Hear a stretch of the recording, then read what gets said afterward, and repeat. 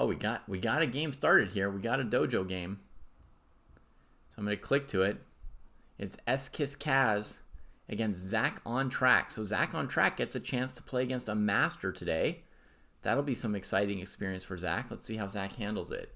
Bring out the pieces very, very fluidly here, not worrying about pawn structure in the center. No C6s, no E6, just ignoring the supposed pressure of white.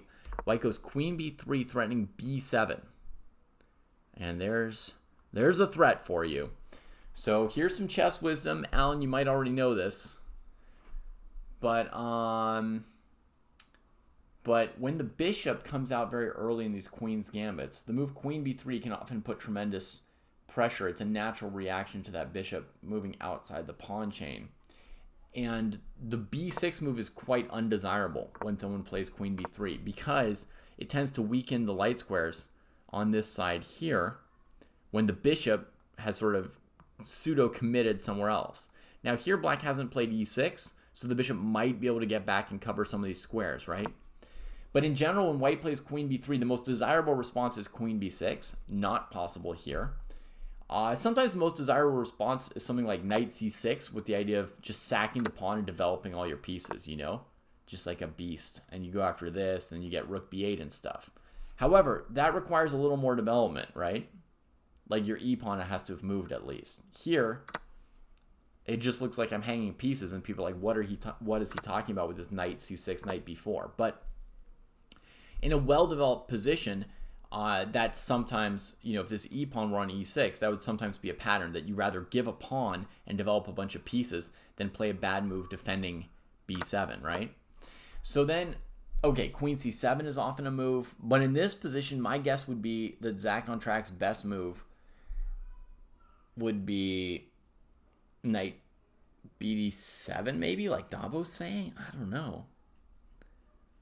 Oh, that's super cool, Alvin. Thank you for bringing another cool player to the dojo. I appreciate that very much, Alvin. Not only that, she's got one of the better names possible, Hinata.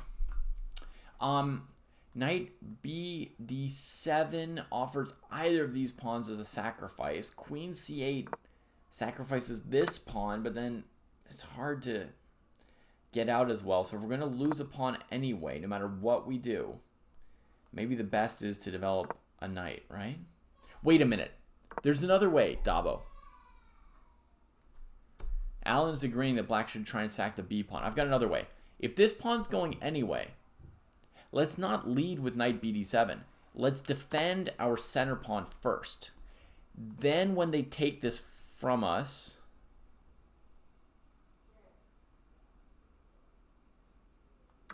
we could then play knight bd7. Problem is that they could go knight e5 here, maybe.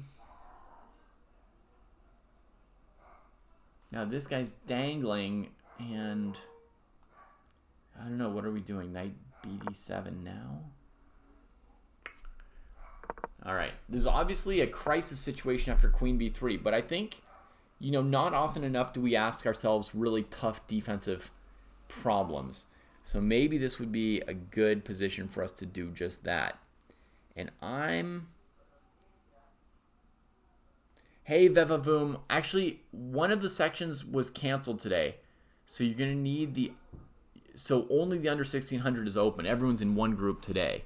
And the link to today's tournament I'm going to send right now. It's this Arena 4329831. Okay, so we're asking ourselves a really, really tough defensive question here. What should black do in this position? And I have an idea. A weird idea.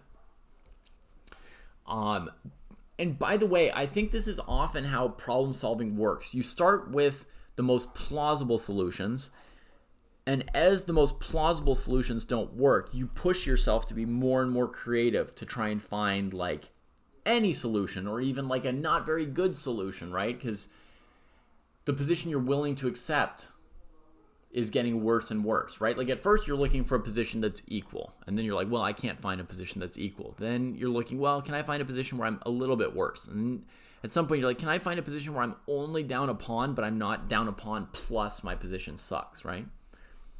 Okay, here's what my creativity is telling me to do. To take on f3, leaving b7 undefended. Now, if white takes back normally on f3, I think we might be in the game with something like knight c6 developing, because this pawn's now pretty isolated. I don't think that black's going to be better. You know, black might still be a bit worse, but let's say it has the feeling of being better than the positions we've looked at so far. So one of the big dangers with bishop f3 is the move queen b7, going after this. Now we have two choices. We could take on c4, or we could play knight b7. Initially, I'd been planning this move, maybe just because it's fancy and I was feeling like creativity was needed. I wanted to draw the queen back and then play knight bd7, right? And you'll be amazed to note that black is not currently down a pawn, right? You'd be like, wow, David, bravo. Where did you come up with this, right? That's very, very creative. But now I'm thinking that after dc4, white can take with this pawn. The knight, the rook, is still a situation. And then if I go knight bd7 after bishop c4, I am still down a pawn, and my light squares are kind of bad. Maybe I can do a little bit better. Can I go for queen d5? There's queen c8, right? Oof. I got queen here. I'm not mated yet.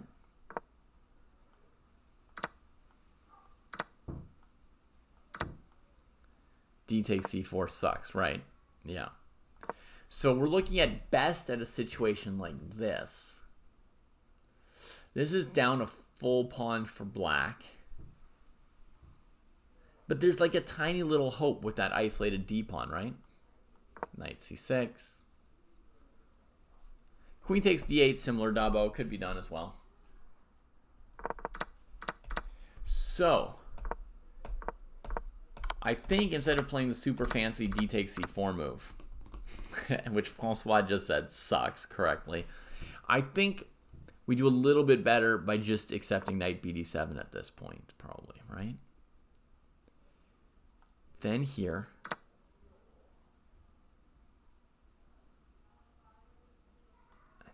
taking develops the bishop. Rook b8, white just takes the a pawn from me, I think. So I think now we just have to develop. And I think I've got a feeling this is the very best position we're going to get for black here. And if you point out that black's down a full pawn, yes. If you point out that white has the bishop pair, yes. But I think this is the best we can get. That's my feeling. At least we're going to get a harmonious development for black. Francois, do you prefer e6 several moves ago instead of bishop takes f3?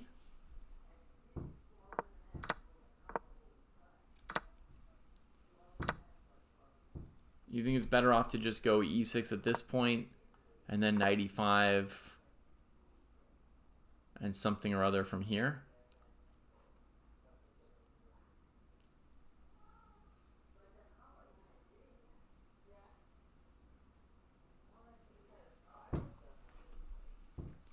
No, okay, there's some kind of a lag.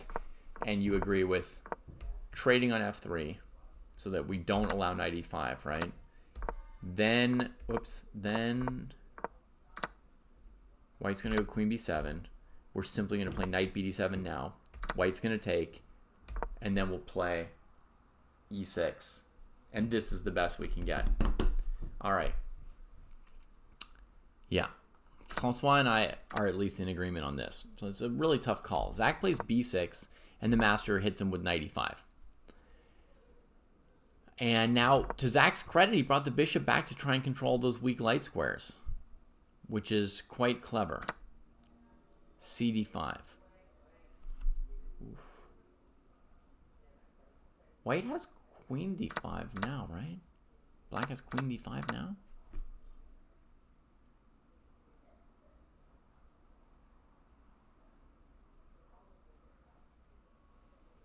Oh, white was going to trade queens and play e4? Straight into the bishop coming out? That's not completely killer. Huh, maybe Zach's bishop c8 is pretty good. Actually, one move we didn't consider here, folks, is after queen b3, bishop c8 immediately without even playing b6. Just getting out of the way of knight e5. Right? And saying, wow, what if the best move here is bishop c8? I could totally believe that. Hi, Chess Pro. Welcome to the dojo. Bishop c8. We're talking defense here when your opening goes south. This is a live game. b6 was played. Knight e5, bishop c8. I like. Takes, knight d5. My instinct was to take with the queen there. e4 kicking it. Oh no, now it's like a clobbering. Trades, and takes a free piece on d5. And that is what a miniature looks like, right? So we see it go like totally south here. Knight d5. I wonder why black didn't bring out the queen here. Not any more Chess Pro Masters, but I was the original Chess Kid guy. So I don't know if you're asking for me or for Mike Klein. I was Playful Squirrel.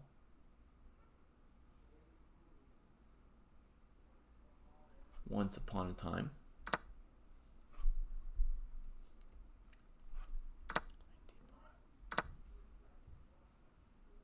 Yeah, this leaves like the target and leaves the white queen pressuring everything. After e4, if the knight moves away, there's queen f7 mate. So white doesn't even need bishop c4 or b5 to hurt the light squares. So here black was losing a piece already. So they tried to trade knights, and this clever check, they have to block in some way where white gets rid of the knight that's hanging on e5, right? And then clean up this piece. So now it's a full piece up for white. Oof. Oof, oof, oof. Oh, we got a rematch between Hinata and Alvin Cruz. Nice. Now, I think Kaki here is just short for Hinata's last name. But I also think a kaki is the word in Japanese for a persimmon. Kind of fruit. So English opening, double fianchetto. Black can still play a symmetrical English with, c5 and many moves. There's that possibility for black.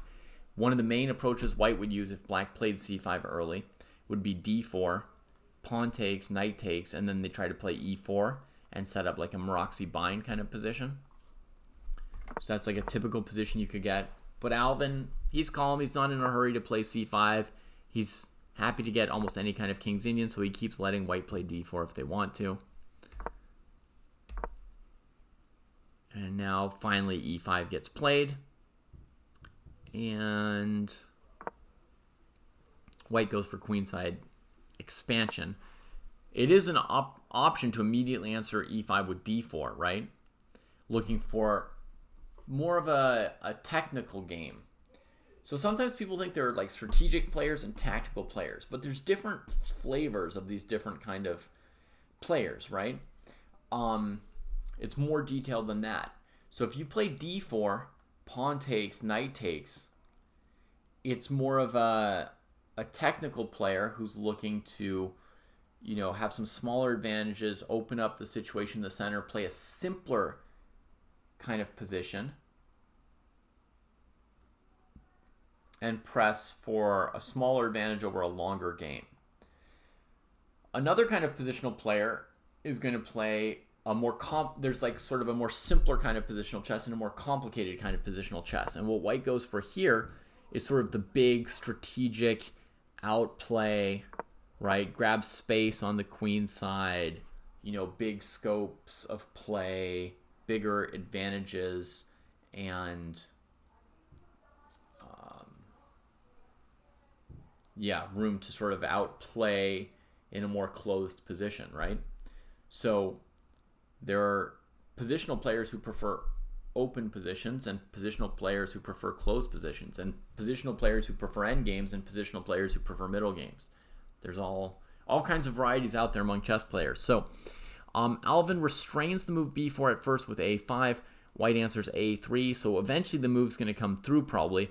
But what Alvin will have gained is this rook will have an open file for some potential source of counterplay once b4 happens. And it'll be one less pawn back here on a7 or b7 or c7 for white to pressure or attack once they establish a space advantage on the queen side. So this a5 move is very frequently played, and it's often a very good move. Sorry, Dabo, I thought Chess Pro Masters might elaborate on what they knew or didn't know about Chess Kid and whether they were actually thinking of me or Mike, etc., and they might explain what a playful squirrel is. A long time ago, a long time ago, I worked on a site called Chess Kid, and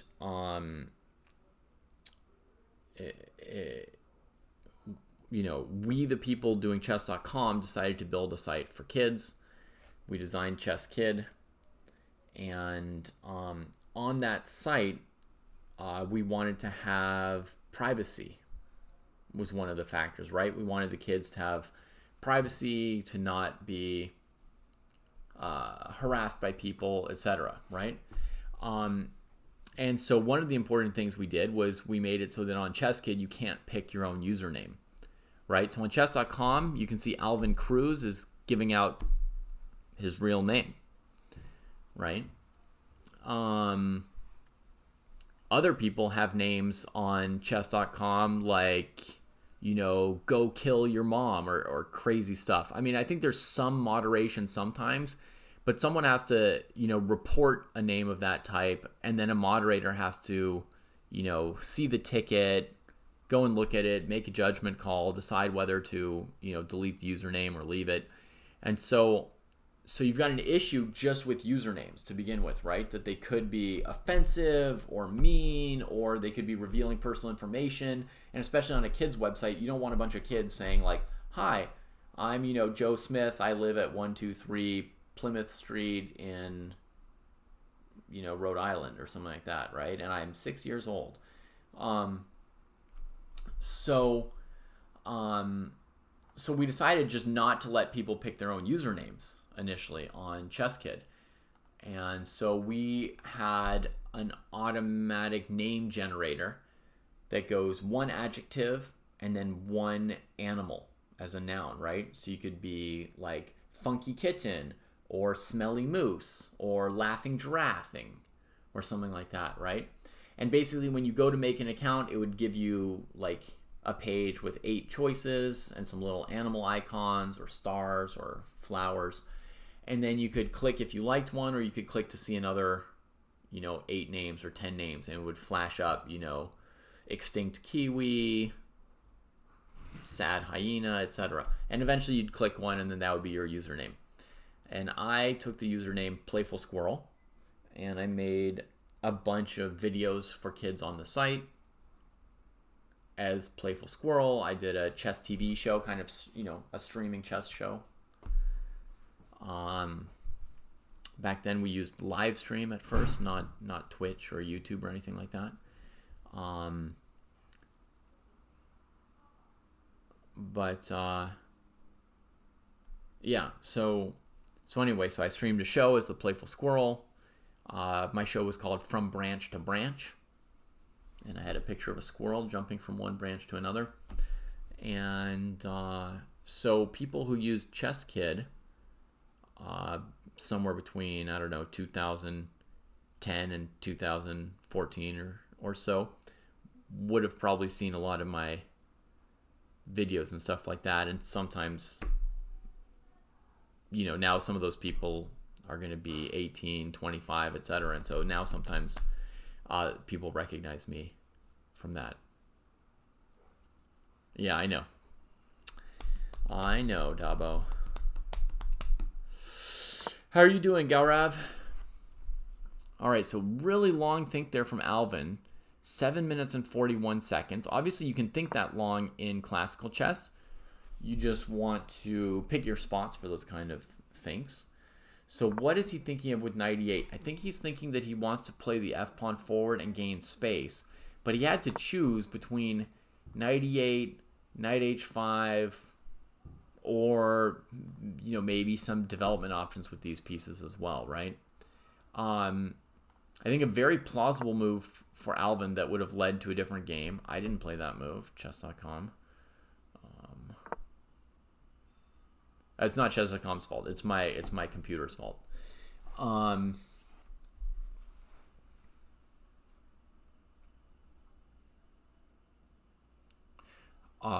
This move is a pretty plausible move. Bishop f5, cutting across the intended placement of the rook. So that's probably going to encourage your opponent to play d3. And then if you've calculated e4, you might decide that this position's playable. I don't know for sure if it is, right? Because knight h4 or d4 might be a little problematic for black. I'm not sure. We'd really have to get into some calculations here because it's a little confusing, the position. I'm kind of believing knight d4 for white, So maybe this move doesn't work.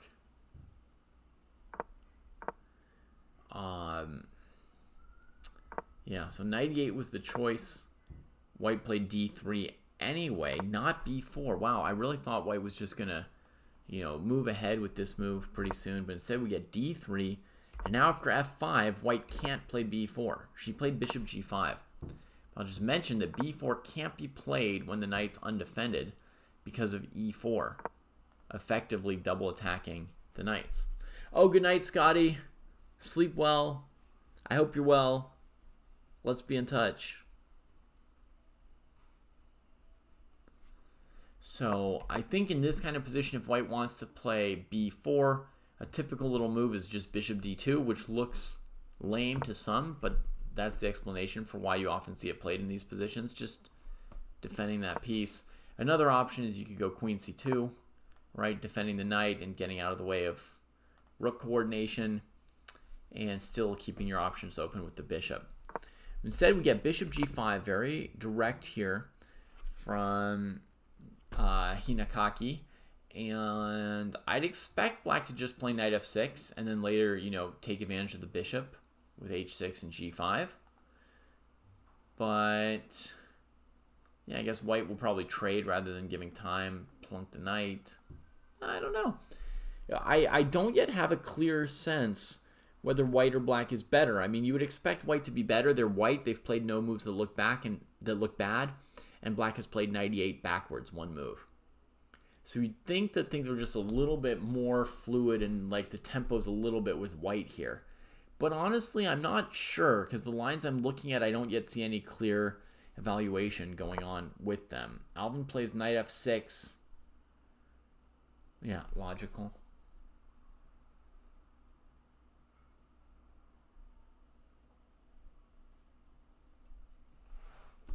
Black has grabbed a bit of space without having full development, for sure, Dabo. I'd be more comfortable if this knight weren't on b8. I'm not upset about the bishop on c8, honestly. I'd prefer the knight to be somewhere else. But I understand black may have feared, if I go knight c6, I'm walking into b4, b5, right? Knight c6, I'm walking to b4, b5. Knight d7, maybe interfering with the bishop and not clear where it's headed next. So I understand Alvin maybe just wants to, just do as much as he can over on the king side. And he's like, I don't know what to do with any of these pieces, so I won't do anything with them. Queen d2 would make a lot of sense here, maybe, to prevent h6. Let's see, I think we maybe just got a move pair from both players. h4, that's a real surprise. Your queen d2 move made a lot more sense to me, Dabo. Now Alvin just plays h6. And h4, definitely odd here. It's not white's side of the board. On the other hand, you could say, well, a5 isn't black's side of the board. Difference is, if white plays b4 at some point and black trades these pawns, they don't have a king that's being opened up by the pawn trades, and they do have a rook that gets play.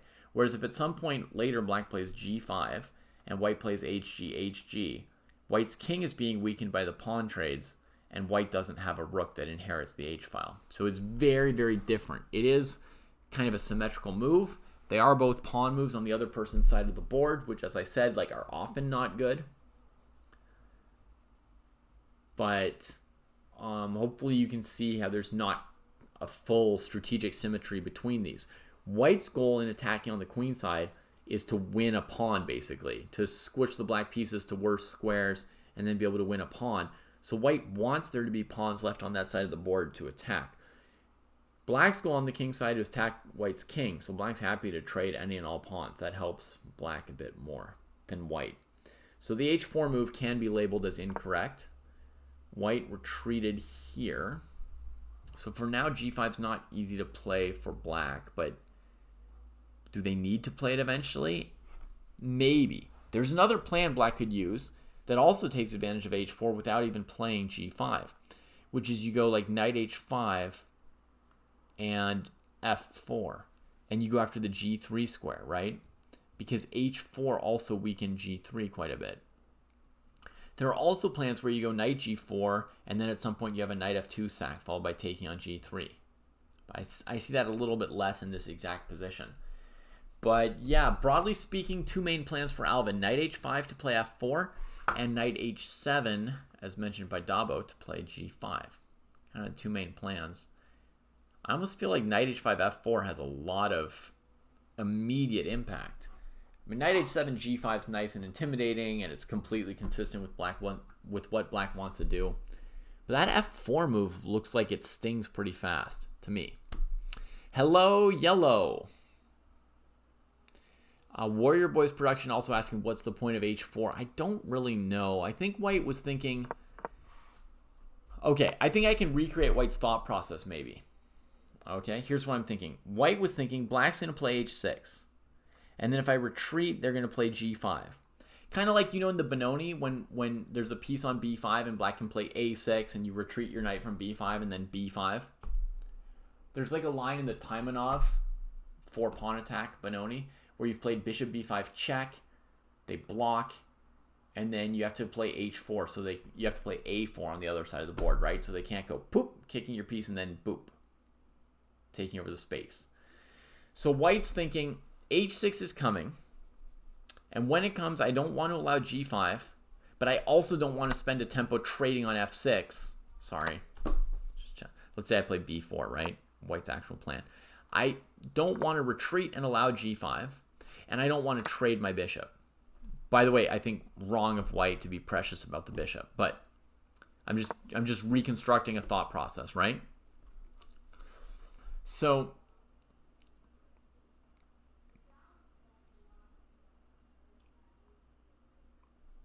black thought, okay, h6 is going to come, and then I want to be able to retreat. But then you really have to ask yourself, why did we play bishop g5? Black's knight was on e8, right? We brought it to f6 with the plan of retreating?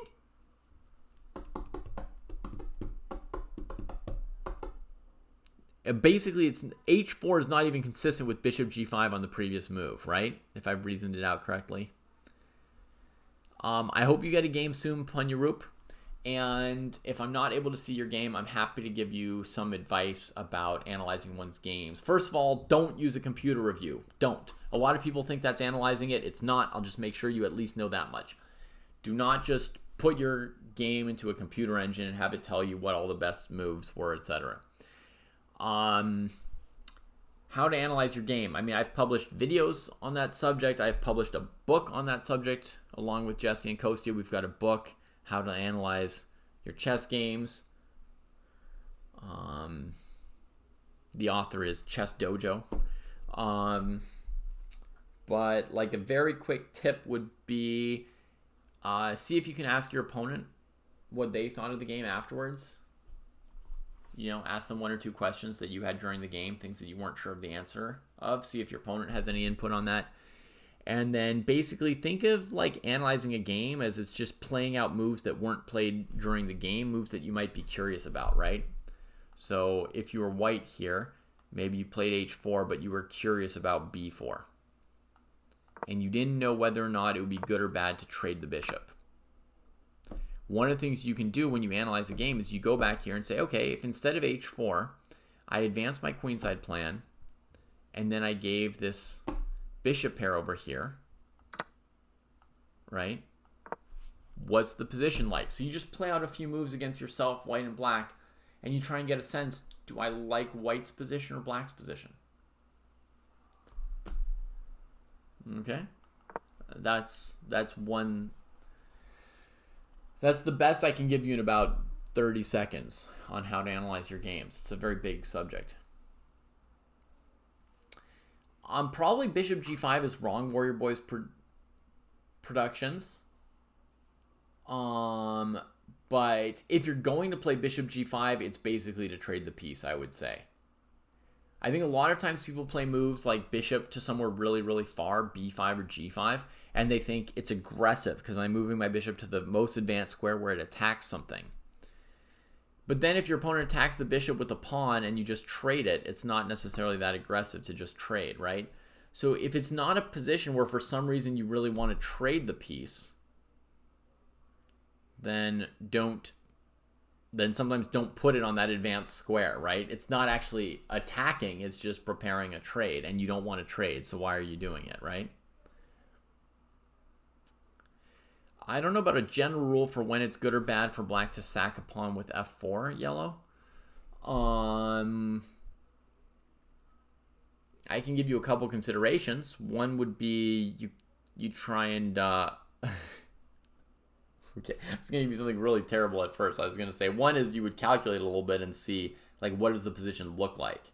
I know that's not at all a general rule, right? That's calculation. It's the opposite, right? But often in these situations, you have to calculate a few variations to get a baseline. Okay, that said, f4 is a pawn sack. When is it good?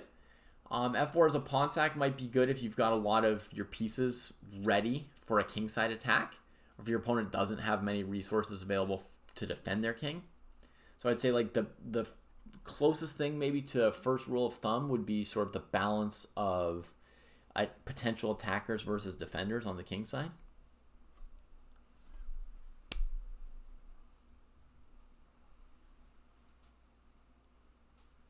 I see your question, Mukesh. It's just hard for me to answer tons of really big questions while also covering the games. I mean, a simple answer is join the Dojo training program, and it'll get you over 1500 elo. Alternatively, you could stick around, listen to this stream for half an hour, learn something, and gain one game rating point. I mean, if you're 1500 and you want to break 1500, you only need to win one game to get there. So you're very close. You just need to improve a tiny, tiny bit. So stick around and you'll learn something. So h4 is played. h6 kicking it. Bishop retreats. Alvin develops. Queen c2. Hinakaki's very reluctant to play this b4 move, huh? Very reluctant. But as Francois probably said earlier, or somebody said it. Yeah, Francois said, you know, if you played rook b1 and a3, I mean, you got to play b4. What else are you waiting for? What else are you playing for? You know? Not very closely, Drew, although I wanted to follow it, I was just too busy yesterday and today to follow it. But I do want to follow it. Let me see if I can find out something about it quickly. I want to go to news. My board just got disconnected for a second. Hang on. I am liking Black's position more and more, Warrior Boys Productions, and I think that you know, the move Bishop G5 and then H4, but that pair of moves was really to blame. So now Alvin suddenly decides to develop everything before playing this F4 pawn sack that Yellow asked about. And I think Yellow, like, partly we just have to go case by case and sort of gradually improve our experience and understanding, right? I would say that in this position, F4 would have been probably a bad pawn sack where White could have just taken it and been up a pawn, right? I prefer that Alvin develop these pieces first, right? And even here, I would probably play Queen D7 or Queen E7 before I play F4. But again, it depends on details. As soon as I think I notice Queen E7, Knight D5. That's annoying. So then I ask myself, do I really have any more building moves before playing F4? If I have nothing else good to do, then it's time to play F4. That's one of the main ways I decide whether or not to play F4. Is like, do I have more moves I can play so that later on F4 will be even stronger? Or have I maximized everything I can do other than F4 and it's time to strike? You see what I mean?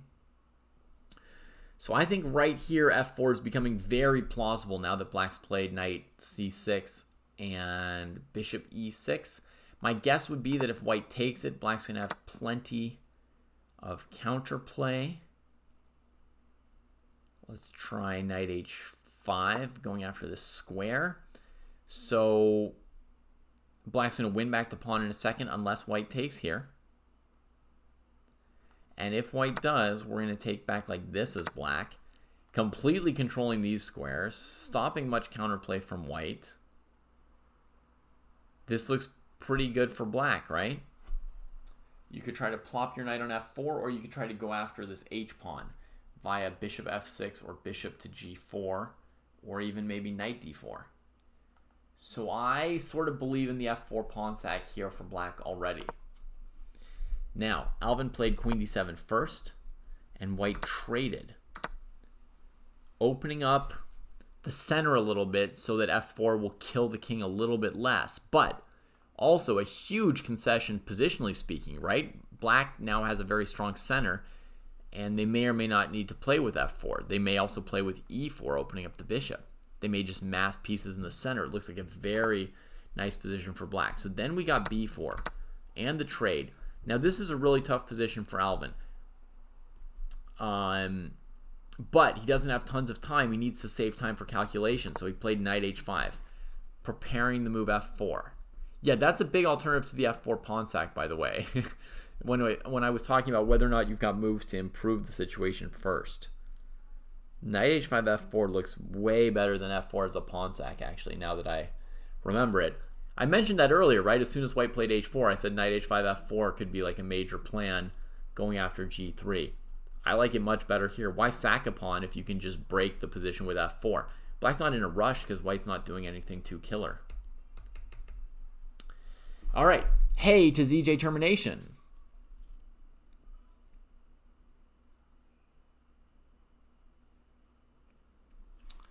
Yeah, so we can sometimes do too much preparation, Yellow, right? And we can sometimes do not enough preparation. This feels like a good amount of preparation to me, these two moves.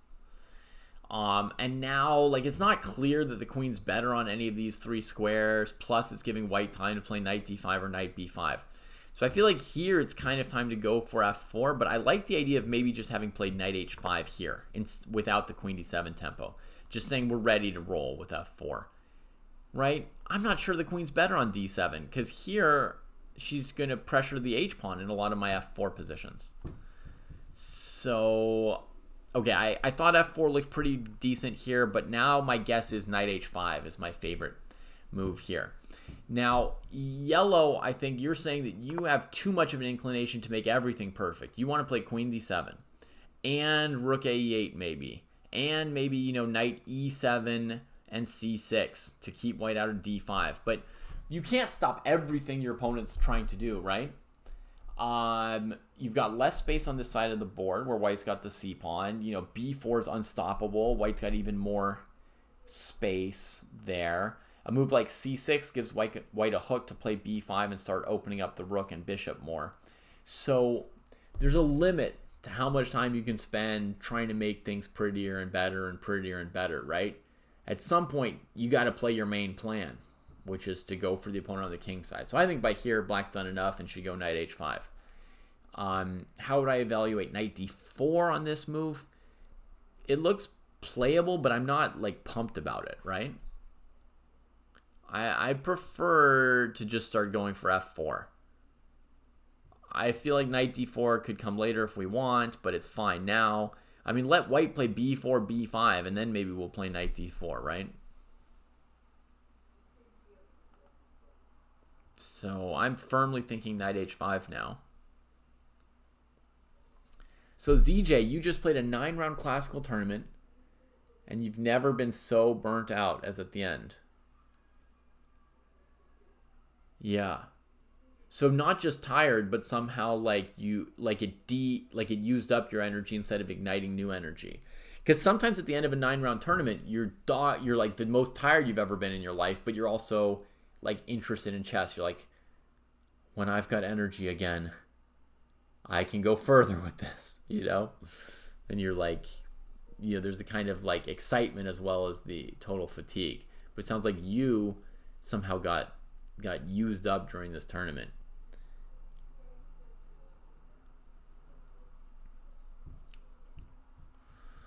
Okay, so let's follow along with the game. Queen d7, the trade, b4, finally action on the queen side. Alvin opens the rook on a8, plays knight h5, going for f4. White plays rook e1, looking at restraining the center. And now Alvin's thinking, but Alvin's got a great position.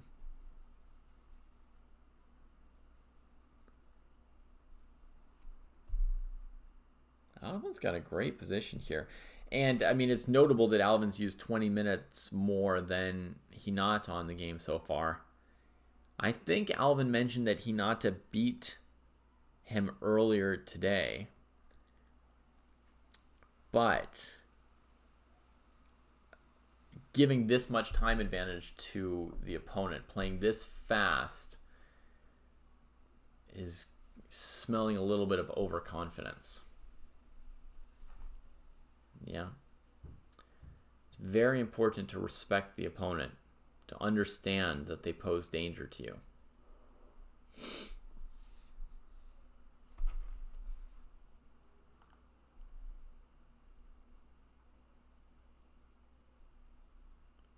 Let's see. Goryachkina knocked out.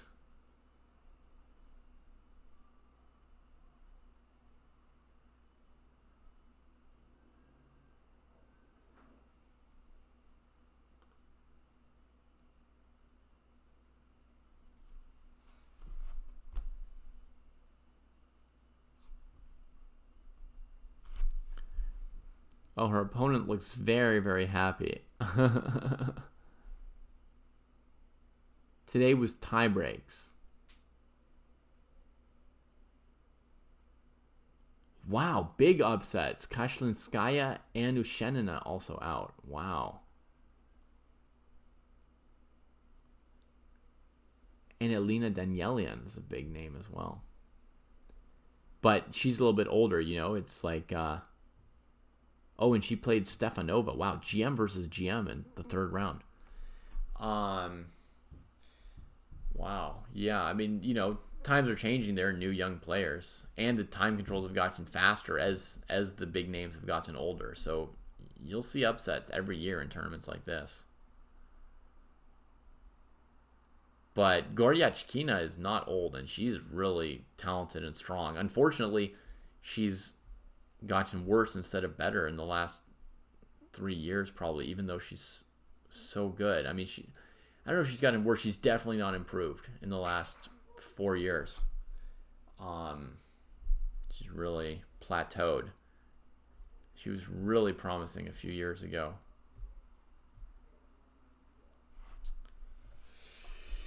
Okay.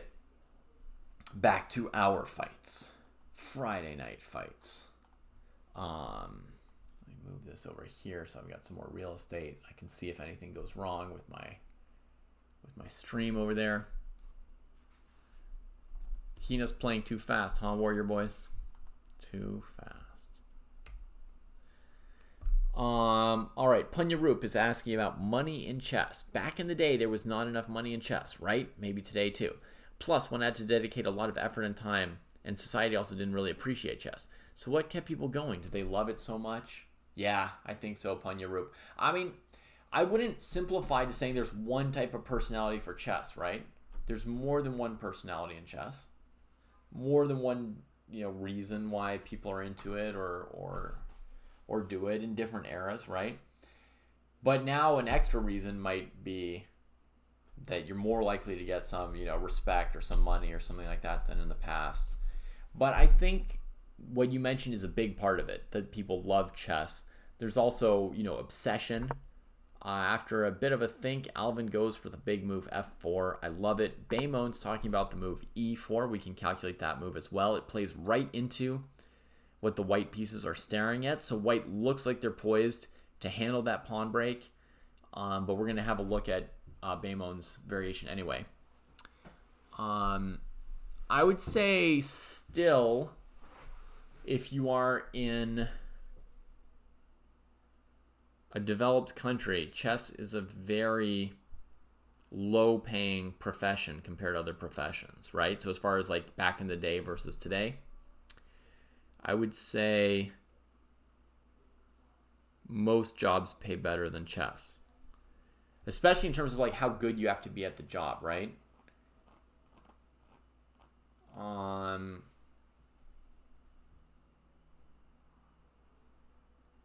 Like in chess, you'd have to be one of the top 50 players or one of the top 200 chess teachers, maybe, to make like to make even like a decent living. And even then, other careers could outcompete with that. But a lot of careers, you could be like the 1,000th best at something or the 10,000th best at it, and you still make a fine living. So there's like a huge risk in setting out for a chess career that unless you're like transcendently excellent, you may not even get paid, period, much less well.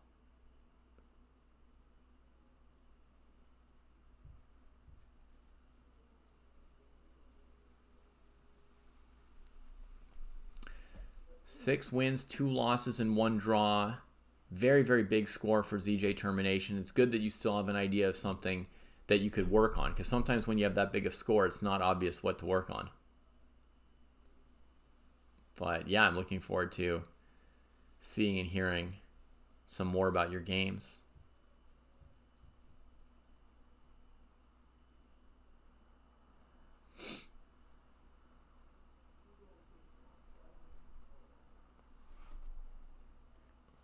Yeah, 6.5 out of 9 is a fantastic score in basically any format of tournament.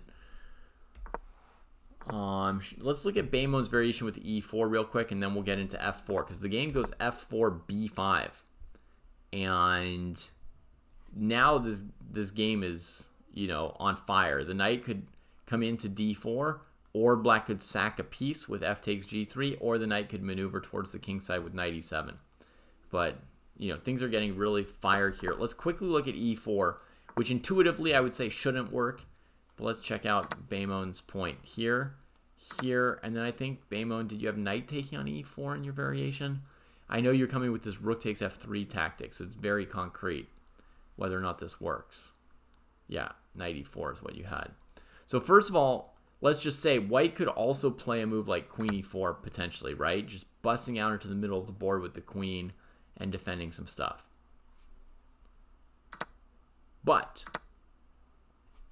let's follow your main variation first, which was knight e4.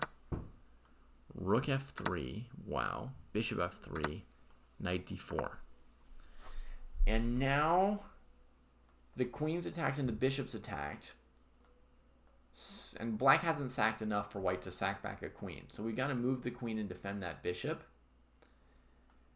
So what is the problem for white if they go queen d3 defending that piece? World Open in Philadelphia. Wow, that's a brutal tournament. So that you probably played those 9 games in 4 or 5 days, huh?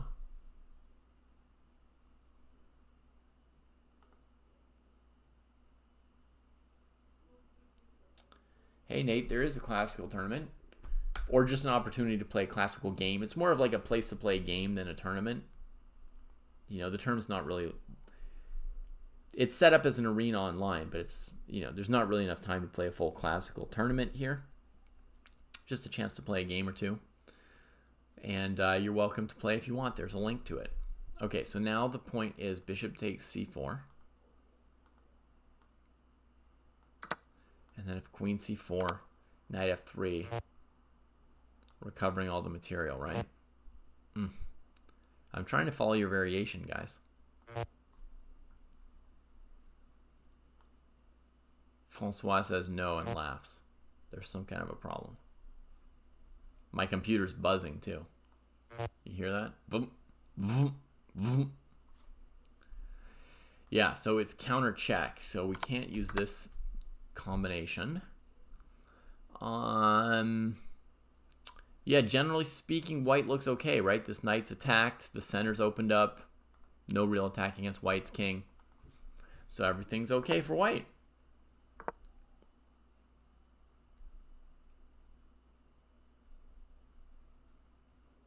And ZJ did play in the 4-day schedule. That'll tire you. It's fine, Francois. You don't have to get every move right. I know you're playing another tournament. And even if you weren't playing another tournament, isn't it like 6 a.m. for you? And even if it weren't 6 a.m. for you, I would excuse anyone for making a mistake at any time, because I'm hoping that you guys are going to excuse me for making mistakes.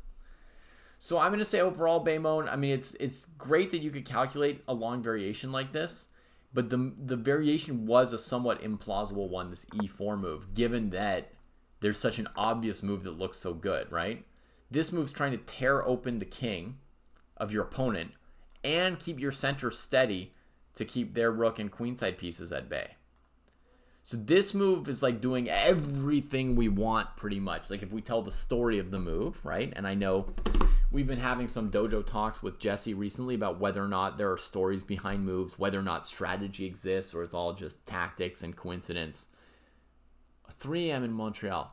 Oh, right, Francois. I got tricked because my computer was showing me California time even though I'm in Hawaii and I added 6 hours. So it's 3 a.m. Still an awful time where you'll be excused for any mistakes.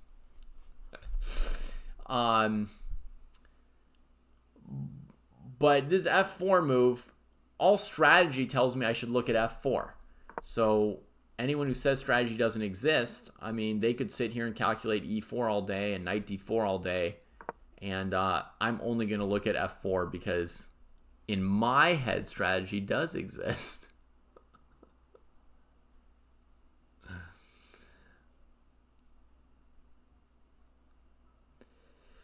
Yeah, the thing about like food like Wendy's is it's not fantastic food for sporting competitions, right? Like for sporting, like when you're doing something as epic as playing 9 classical games in 4 days, you need very, I mean in French we would say sain. You need a nourriture that's very sain. You need like a healthy food, I guess. Healthy food has such connotations in America maybe, but you need a food that leaves you energized, you know? And a lot of like fried or heavy foods do not leave you energized, right? They like make you kind of sluggish for a while. And to some extent, yeah, you just need some kind of calories to burn during your chess games. But yeah, you see all that grease, and you've eaten certain food and afterwards you feel sluggish, or you've eaten other food and afterwards you feel like peppy, right? And there's different feelings, and you also have to time when you eat during a tournament, and it's tricky. But yeah, I didn't like playing a lot of Goichberg tournaments because they were often at like far away random hotels where it was hard to get any selection of food. So, famous story about Walter Brown. I don't know if people nowadays on Twitch remember who Walter Brown was, but he was Mr. a six-time U.S. chess champion, a very, very strong player. Walter Brown used to have a saying that he would buy a steak dinner for any opponent before a game with him if they wanted it. Free steak dinner for any opponent. And Warrior Boys Production saying having a big steak before a game, right? Remind me of that. It's also kind of old school to eat a steak dinner. I don't hear many people talk about steak dinners anymore in California. Kind of not really eaten anymore. But the point was, I'll pay you, I'll spend $30 on your meal, and then I will win the game because you'll be so sluggish, and then I'll win the tournament, etc. So,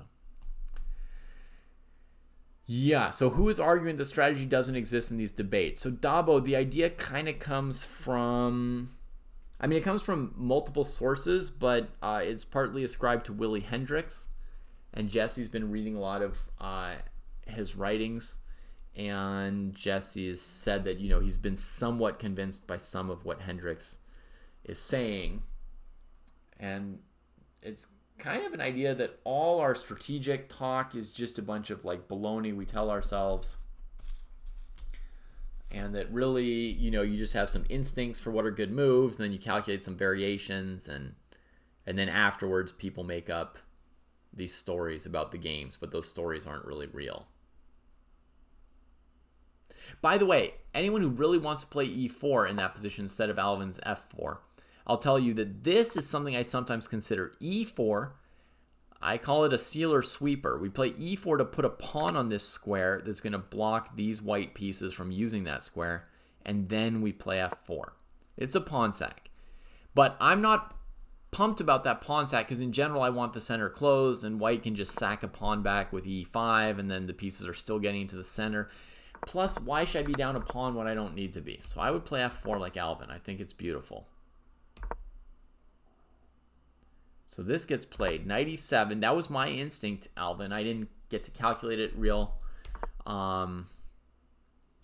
deeply or at all because of the pace of the game here. But my instinct was knight e7 for whatever it's worth.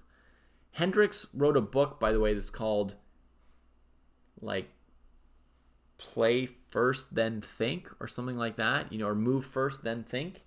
Maybe Move First Then Think. The idea being like, it's just, instinct and feel and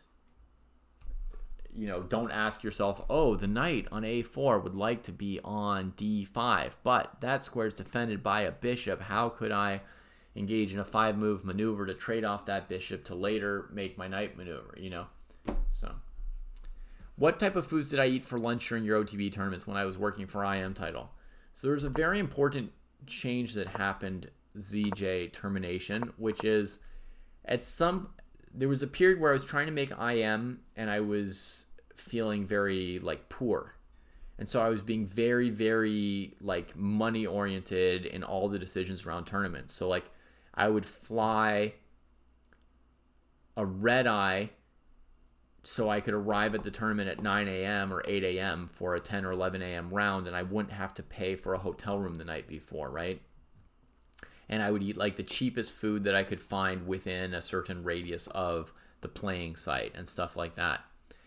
And then at some point I got the Sanford Fellowship, and I said, oh, well now like, I could get reimbursed for my costs at the tournaments. And then I started flying a day early to make sure I'd like had a good night's sleep before I went, and I would eat stuff like, a lot of like smoothies and salads, and I would sometimes I would like skip meals to save money if I couldn't find a cheap meal before that. And then I was like, I'm going to go and, I would go in somewhere and often I would then, and often also I would like go a further distance to find like cheaper food. Cause if you're stuck in a hotel, the price is going to be like really expensive in the hotel restaurant.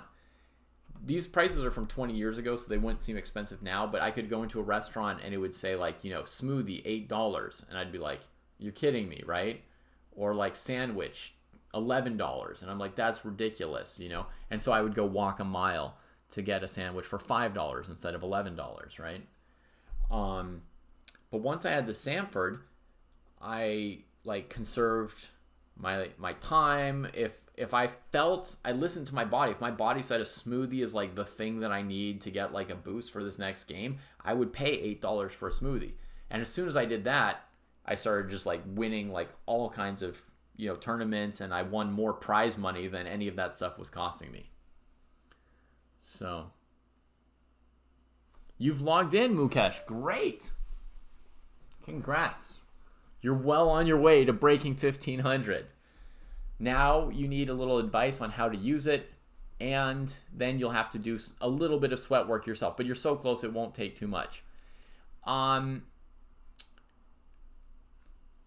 I would say the first place to start, go through the Welcome to the Dojo.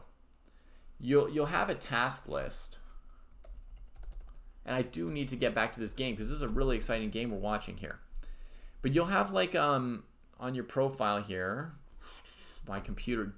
Can you guys see that my mouse is always like spinning as a ball of colors? You can see that on the broadcast or not? That like my computer just doesn't work. Okay, so ideally you're like in this training plan thing here, right? And then if you scroll down the training plan,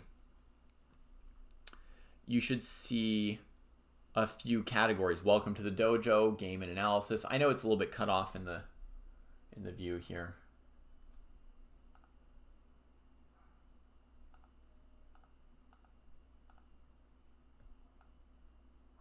No.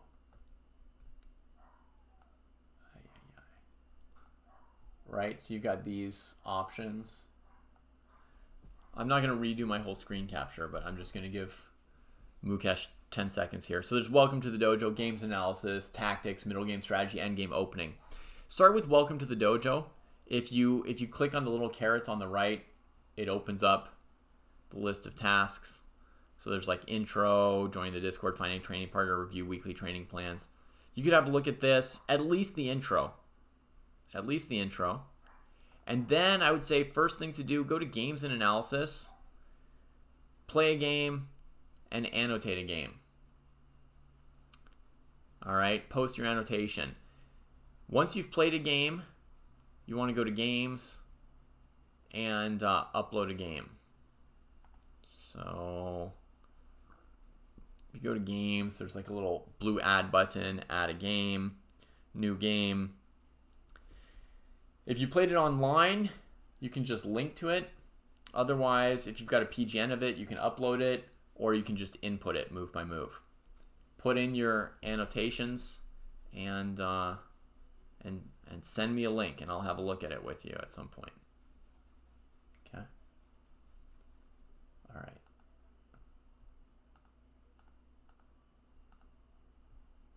Let's look at Alvin and Hinata a bit more, okay? Because you're going to get better just watching this show, right? We don't have to fully interrupt the show right now.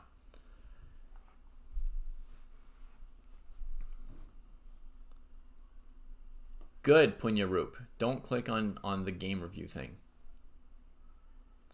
Oh, yeah, you can pay an insane amount for food in an airport, right? Blech.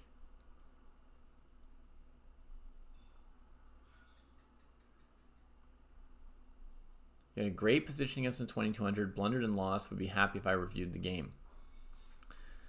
All right, let's review this game. That's live and thrilling. I mean, who do you guys think is going to win? White, black? White beat black earlier today in another game. So white plays b6 here. It doesn't open the area, but it creates some weaknesses on these squares. I thought the follow-up was going to be c5. Breaking these. I mean, I'm distracted by chat, and also I'm not doing my best analysis maybe, but I thought the point was going to be this, breaking this whole pawn chain, right? And whether black takes or pushes, white's idea is to take this here. And black's attack against white's king is going to be much less scary with the whole center open, because it means white can hit back against the black king, right? Got threats here, got threats here. This rook can come here. This pawn can come up, letting the queen in. So it becomes like a huge, huge mess. Instead, white plays a good-looking move, knight e4. It defends g3. It centralizes the knight. She looks good on e4, but it is a little bit slower. So it gives black another moment to do something. Black goes bishop g4, going after the knight on f3. Strongly consider pawn takes pawn as well first, right? Just opening up the rook before any other action can happen. But let's see, bishop g4. It's a good-looking move. Knight h2, dodging away from it. Now the trade. If white takes on g4, then the queen takes and the g3 square won't be defended enough. So knight g4, queen g4 probably loses a pawn for white. So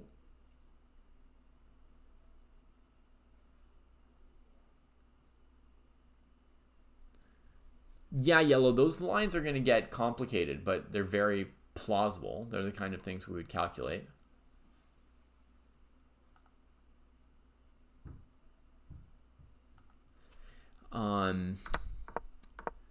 So, and Warrior Boys is saying already here after b6, just take on g3 and ignore this. Just win a pawn on the king side. Right? I guess white would take. Black's, what are we doing? We're taking. White's taking. And now, who's doing something more important than who, right? I mean, it makes sense, Warrior Boys. I like your instinct that this should probably be good for black. It also still looks a bit messy, but yeah, I believe this is probably better for black.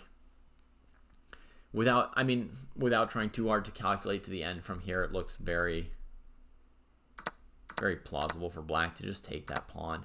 Whereas c6, right, gave white the tempo to play that c5 move. And the c5 move is messy. Even if you take on g3 after c5, which yellow was suggesting, that is going to be pretty messy, that c5 fg3 position. I guess white takes, we take, white takes, and we have to just take with the queen to try and defend stuff, right?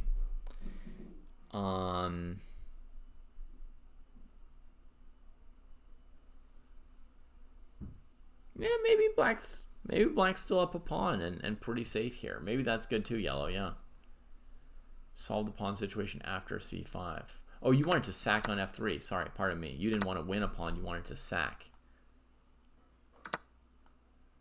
Oh, because you wanted to be able to do this and keep the full center. But then this knight's hanging. So let's not sack. Let's let the center fall apart and just win a pawn.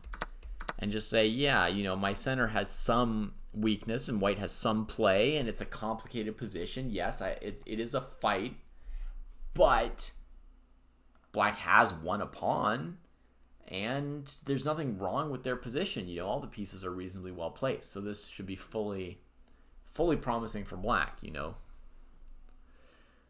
Okay, knight e4, bishop g4, knight h2, trade. White trades with the knight. Interesting. Leaving f2 and h4 as targets. Note if black had not played queen d7. But this bishop needs protection here. That's true. Alvin trades, reconnecting white's pawns, and then brings the rook. God, I'd be so tempted to leave this pawn. It looks weak to me here. My instinct move would be knight f4 or rook f7 right here.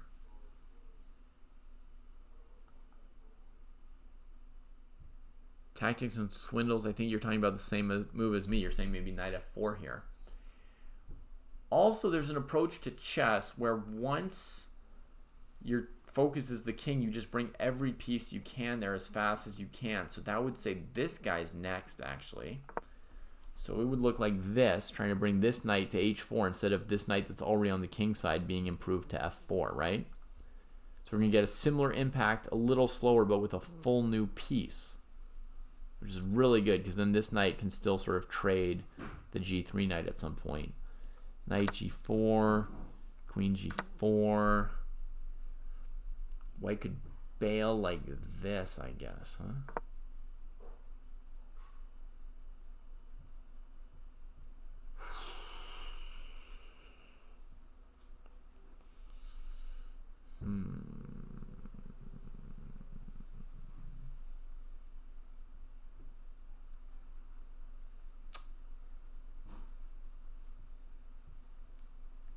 Yeah, I guess we got to respect reality. That wasn't totally crushing for black.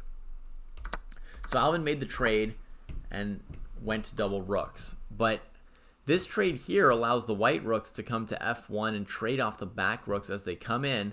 Plus, white doesn't have split pawns, so they only have to defend one of them. So definitely, this was not best. So Punyarup, I thought the issue was that I was hanging my knight on h5 here. If I went queen h4. Do you see a fancy trick, or did you miss that the knight was dangling?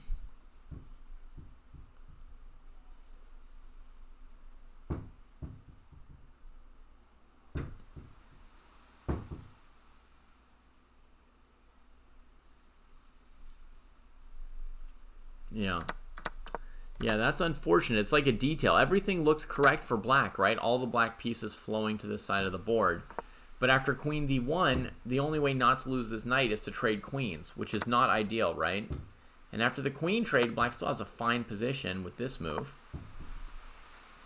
But it's not winning. It's not overwhelming. It's just playable, right? Maybe slight advantage for black. And I want more. I really believe in black's position. So similarly, rook f7 is... Ooh, did we just get some lightning? Is going to allow a similar simplifying maneuver for white with queen d1.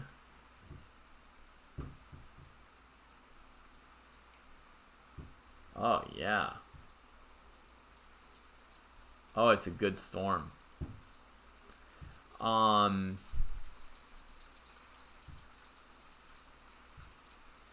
Yeah, and white's sort of surviving. So what should black have done? Quite tricky to say. Maybe knight f4 is the only good solution, right? This piece dangling is our problem, and I really don't want to trade it. So knight f4. All right, I'm going to check if that's right or wrong. Curious about these puzzles. Holy moly, there were two good moves. Knight f4 was the best, but there's a second good move that I didn't consider here, which was rook f2. Dang. That cuts through all the nonsense. Beautiful move. Beautiful move. So it's an exchange sack. The point is if white takes it, you go rook f8 check, and then you win back this piece. And all the black pieces flow towards the white king. This is like rook f7, what we were trying to do, right? Bringing all the pieces. And if white instead first like goes for trades here, we can just bring in the queen, going after this and this, and queen d1.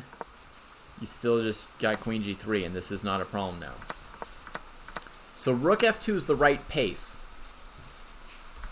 But it's the second best move. The simple knight f4 is the best. Completely crushing without that small risk of the sacrifice. That's the best move. So we did guess the best move correctly. All right, knight g3, f g3, rook f7. And Hinakaki has been using their time now, so they weren't just blitzing the game. I almost can't think that storm is so loud. Do you hear it? Do you hear that?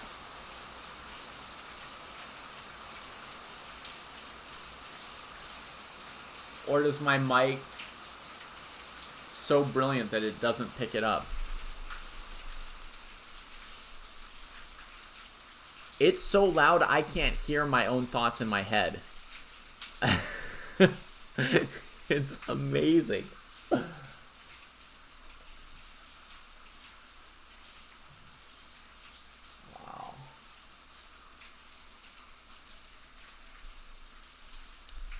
Okay, yeah, so rook f2, there's an important variation, also knight h5, right?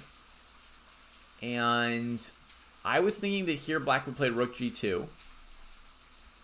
It is nice and soothing. It's just I can't think, that's all. I think it'd be something like this, would again be an exchange sack, and we can see the king is in very risky shape.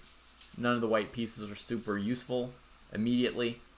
I think black's plan is to move the king over and play rook here. And if white plays king h1, rook g1, the black queen's going to get h3, which will be a great square for her. So this is going to be a bit better for black, but it's not completely winning. You know, the computer said rook f2 was better for black and knight f4 was winning when I turned it on for a second. So, yeah. That's my guess of the point after knight h5. I can ask somebody smarter than me if you want. No, I was right. Rook g2 and then bishop takes h5. Yeah. Haha. All right, back to the game.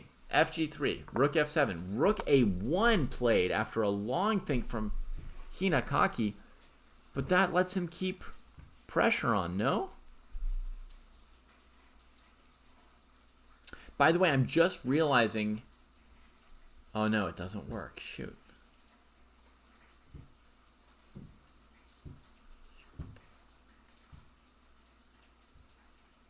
No, it doesn't work.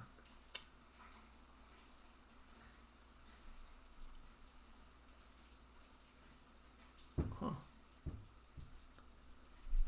Yeah, I'm not sure what black's going to do about rook f1 for white, you know, trying to trade those rooks. This rook move is weird because Alvin really telegraphed. His last move was rook f7. I mean, she knows he wants to go to f8, right? Why is he thinking again? Alvin, you got to believe in yourself, buddy. Go, go, go. It's funny. When I first met Alvin, like 2 months ago, Alvin was just like blitzing through the games, and we were like, slow down, Alvin. Take some time. Think about, you know, maybe even just pick 1 or 2 moves in the game that you want to think about. And here Alvin is hesitating about just slamming that rook over to the king side. I mean, that was your plan. Sometimes you just got to follow through on your plans. You know, save your time for a calculation that's coming up. Slam rook f8. You know, and then think about what you want to do next. That's a move first, think later kind of situation. But for me, I mean, most of my move first, think later situations are definitely, I'm only able to move quickly because of the strategy and the stories that I've learned before, right? I'm attacking the opponent's king. I'm bringing every piece of the king side. So I play rook f8 quickly. It's not like I play rook f8 and I don't yet know why my instinct told me to play rook f8. I just played it, and later on I figured out, oh, you know, it was because of, you know, some idea to maybe attack the king. No, I'm crystal clear that every move I'm looking at is just how to bring my pieces near the king or how to pick a focus square to attack. Is it g3? Is it h3? Is it f2? Rook af8, 3 minutes and 22 seconds, of which 3 minutes and 21 were wasted. See, good time management isn't just about being slow or just about being good, right? Sorry, it's not just about being slow or just about being fast, right? Good time management is about using your time at key moments when you're making a decision, using more of your time for more important decisions or more difficult decisions that have a big impact, right? And you're deciding when to spend your time, and you want to spend your time at those times and not spend your time when it doesn't change much. So here it was just rook f8 no matter what.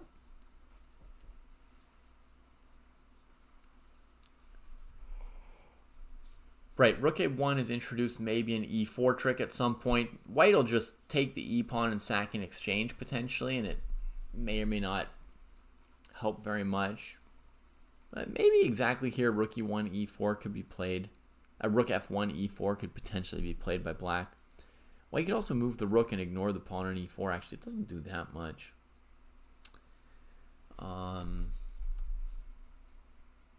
I don't know what the point of this move was, Warrior Boys. I just don't know.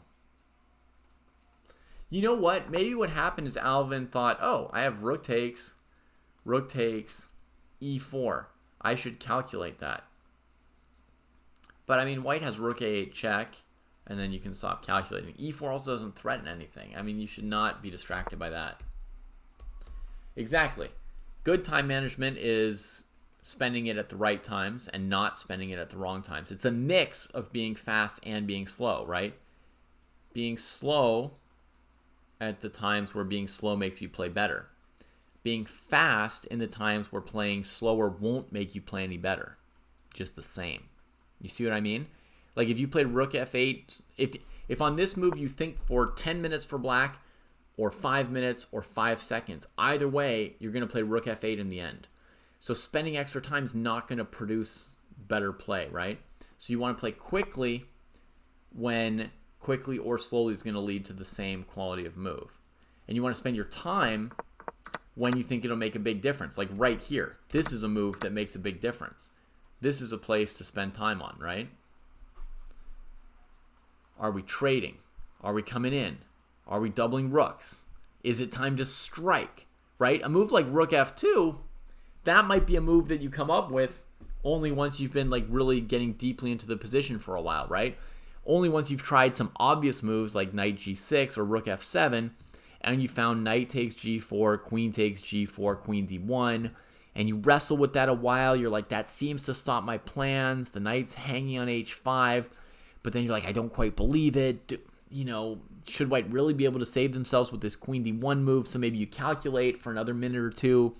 And then finally you believe it. You say, yeah, I mean, it sucks that queen d1 saves white here. It shouldn't save them. I've got more pieces on the king side than white. I should be able to just play rook f7, rook f8, knight g6, just keep building pieces, should work. But it doesn't here. So if I need to do something a little bit faster, if I need to avoid this queen d1 move, you see what I mean? This is a position where when you spend more time, the quality of your move could improve. You might eventually, after 10 minutes, play a different move than you would have after 5 minutes, and at 5 minutes, play a different move than you would have after 1 minute or after 15 seconds. Not only that, the difference in evaluation between the best move and the second best move is half a pawn, and then between the second best move and the third move is another third of a pawn, and between the third move and the fourth move is another third of a pawn. So it really, if thinking a bit longer allows you to play one of the better moves in this position, it's going to have a pretty noticeable impact on the result of the game. So that's why this is where you're supposed to spend your time, right? And this is where you're not supposed to spend your time. Another place you're not supposed to spend your time as Alvin is here, rook f7. You think about knight takes g3, you know your opponent's going to recapture, you should have your plan ready. But looking here, sorry Alvin, this is just helpful for you, take this as a good thing instead of criticism. Alvin actually played knight takes g3 in 19 seconds. It's one of the fastest moves Alvin played the entire game. And Alvin's capable of playing knight f4 for sure in this position with some more thought. So this is one of the fastest moves played, and it's played without a plan for your next move after the trade. 19 seconds. I mean, Alvin could have hardly seen anything in those 19 seconds, right? And now you're thinking several minutes after your opponent's recapture, right? And then 3.5 minutes on rook af8, an obvious move, right? And the fastest move that Alvin played was one of the most critical. So again, it's not about how much time does Alvin totally have on the clock, right? Let's say Alvin were exactly on pace and had used the right amount of time for this position. But if you used your time on recaptures and didn't use your time on the critical choice between trading or sacking or attacking, you see what I mean? Like it's completely bad time usage, and you might be exactly on pace, right? But you didn't spend the time on the moves where the difference between thinking longer and shorter would lead to a different move, which would lead to a different evaluation, which would lead to a different result to the game, right? They're not the moves that's going to win or lose the game for you. All right. Chat's fallen quiet. Hopefully, that means people were scribbling some notes versus being like, oh my God, he's been talking forever. There's not that much to say about a chess game. I'm switching the channel. So now let's go to Hinakaki's perspective. She's white here. She's been thinking for a while after rook f8. To me, the obvious move is rook f1, trying to trade off some of black's forces coming in. Before doing that, I would calculate one or two moves, like I would glance at e4 for black, attacking my rook on a1. I would glance at knight f5, going after my g3 point. As white, I would be aware that the weakest spot in my entire position was g3. Was that on everybody else's radar as well? Oh shoot, I just remembered, speaking of radar, something that I didn't do.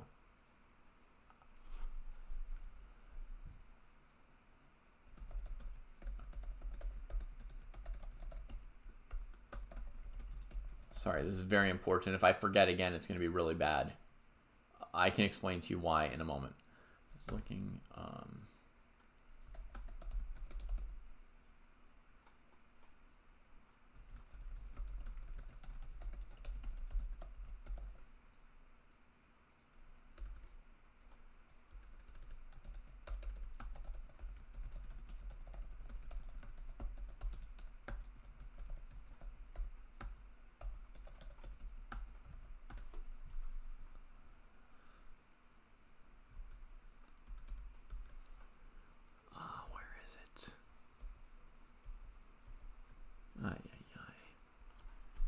I wrote it down somewhere, right? Please tell me I wrote it down. I hate searching for timestamps in my videos. No.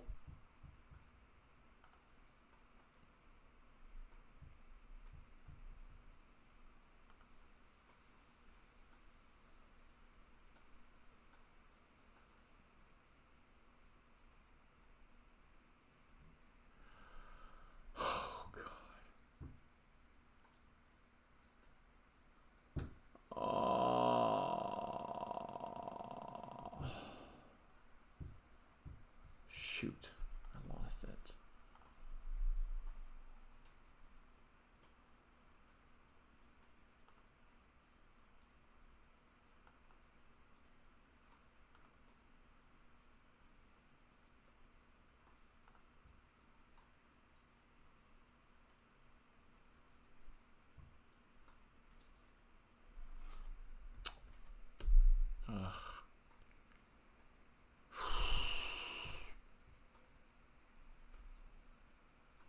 Okay, I'll have to go look for it later. I can't do it now.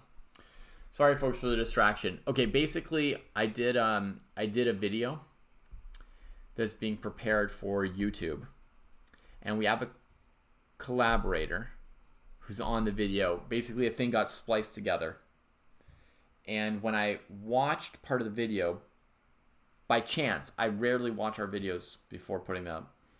By chance, I happened to watch this part of the video, and I noticed that our collaborator was saying the F word. And I don't care if someone says the F word, but our videos on YouTube are meant for, you know, kids to watch as well as adults. And I wrote down the timestamps of where they were saying the F word and, you know, other non-dojo language as I was just typing to our editor. But now I have to go back and find the timestamps again. And I hate doing that. But anyway, I have to remember to tell the editor before the thing gets published. Okay, so for Jan and Eolio Yellow, Yellow's asking, how do you get better at this? Well, like everything in chess, you pick like a thing that you want to get better at. And we've got to move from Hinata, by the way, which was bishop c3. You pick the thing you want to get better at, and then you practice it a little bit, right? You pick some kind of exercise that lets you practice that. So one thing you could do is you could play through a game with the goal of stopping when you think you've reached a position that is a critical moment. And then you can see if you were right or wrong. And you can do this again and again and again till you get it right more often. You see what I mean? Just like solving tactics or guessing the evaluation. Like if you're really bad at evaluating, there's an exercise where you could just take dozens of positions, evaluate them, and then compare your evaluation to somebody else's evaluation or an explanation in a book if you've got the book How to Evaluate Like a Grandmaster, or to a computer's evaluation, right? So you can do a similar exercise. You play through games looking for points that are critical moments. Try to identify them. Write down which moves you think they were on, and then check with a stronger player or even a sparring partner at your own level. You can just compare and discuss, even if they're not necessarily going to be right. But just talking about it is going to make you better at it, right? You can also check with a computer. Although again, you shouldn't be working too often with computers unless you're like strong enough to handle them, because you will easily misunderstand what computers say and get confused and misled by them and then turn off your own brain. But to some extent, a computer definition of what a critical moment is a moment where the best or two best moves have a big evaluation difference compared to the second, third, or fourth best moves, right? So obviously not a recapture. You're not looking for a position where like a recapture is much better than not recapturing. But you're looking for a position like you guys saw, I identified one right here for black, right? I immediately knew that this is a critical moment. I immediately thought we should go back and spend time thinking about this position from black's perspective. And here the move knight f4 is like half a pawn better than rook f2, which in turn is like a third of a pawn better than something like knight takes g3 like Alvin played, right? That's a big differential. So that's a critical moment. It's not necessarily just like blundering a tactic, but it's a moment where you have to make a significant choice, and that choice has a good chance of really changing the course of the game. So that's what I would recommend to yellow and Jan to try. You would pick too many moves, so you'd play through a game and you'd pick 8 different moments as critical, and they wouldn't all be critical, and you'd spend a lot of time, right? So, yellow, first of all, don't spend a lot of time. I'm not asking you to figure out the best move in those critical moments. You're just guessing which moments are critical. So this exercise goes really fast, right? I understand in a game you would think at all those moments and get into time trouble, right? But the exercise goes much faster. You just decide, is this a critical moment or not? You get like 20 seconds to decide, right? Then you say yes it is or yes it isn't. You keep going, you go through it. And then you've got, okay, I've identified these 8 moves as critical moments in this game. I already know probably only 4 of them are. So go back and check which ones were you wrong about, and then reflect on it a little bit. Why did I think this was a critical moment, but it wasn't really, right? So what you're doing is you're just gradually figuring out which moments am I continually thinking are critical moments that aren't, right? And you just need to go through a lot of positions to start building up that sense. And then over time, you start saying, you know what, maybe that's not a critical moment, and you skip over it because it reminds you of another moment that you used to think was critical, but you were wrong about. Just like any chess skill or any life skill, right? You're trying like a small piece of that, of the game of chess. You're just practicing one skill, and you're practicing it repeatedly till you get better at it. Knight c8, the knight runs away from the king side. I do not know what the players are doing here at this point. Rook f1 to keep those pieces at bay and to simplify, right? Instead, bishop c3 with the idea that on rook f2, white wants to trade the queen for those rooks, I guess. But giving black more time to play a move like bishop h3, trying to encroach here. Or What else? I mean, I really want to play knight f5, but there's knight takes g4. I don't know what the best move is for black. Exactly, Jan. You could, and when you say find a PGN collection, I mean, you could literally go on chessgames.com and just start clicking through any random game to do it. Or you could pick some of your own games, or you could go on Chess Dojo and just start clicking through games of other people in your cohort, right? You could do anything. You could go on chess.com and just watch a random blitz game. And as you're watching the blitz game, try and pick out like the 2 most important critical moments during the blitz game. Then go back later and see if you were right. Okay, knight c8, seemingly going in the wrong direction, but it's still good on Alvin that he's watching the whole board. He's looking at that b6 pawn, which is a bit overexposed. Rook a8, seemingly sacking that pawn on b6.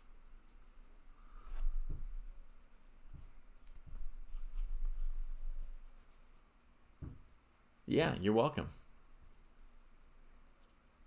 Every chess problem or weakness has, one or more exercises that can be invented to deal with them. For example, this exercise I just gave you, Jan, I invented it just now in response to Yellow asking about how to get better at it. And it's a very good exercise. But I came up with it in 5 seconds because I have experience with making improvements. Knight takes b6. What does rook a8 do? I mean, it trades a rook, I guess, but I would have thought white would want to defend their pawn on b6. It doesn't look terminal yet. It doesn't look like you have to give up on it. So Alvin takes the pawn.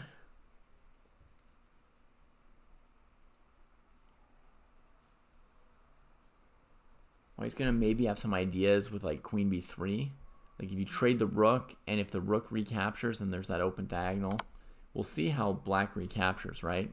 There could be some ideas with queen b3, looking at the knight, looking at the king, looking at c5. Rook f8 recaptures. Oh no, it's not blunder games. It's not blunder games. But blunder games is another exercise that's designed to address one specific factor, right? So any particular weakness that we have, we can come up with an exercise like that that addresses it. In that sense, they're similar. They're each exercises, right? King f8 may be better because queen b3 looked mildly hazardous here, right?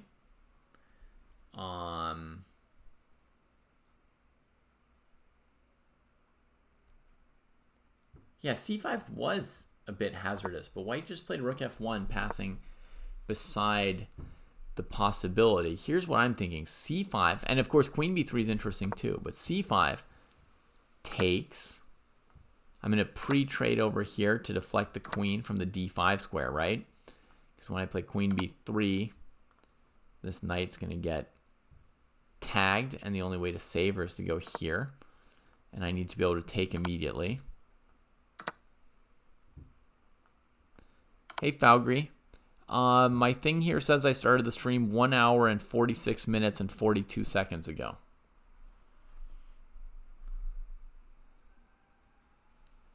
So then the king's going to move somewhere like this.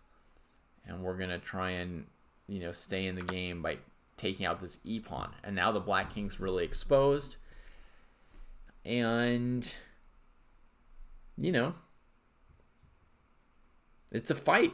It's a real fight. I think that c5 move was really pretty messy for black to handle. And, I mean, this is the kind of thing that you could go back and calculate. But this is, like, potentially a critical, a mildly critical moment in the game. This c5 versus not seizing that tactical juice, letting black just stay ahead of pawn, right? d5, very bold. I would normally play, knight c8, knight back to e7, just sit on my pawn.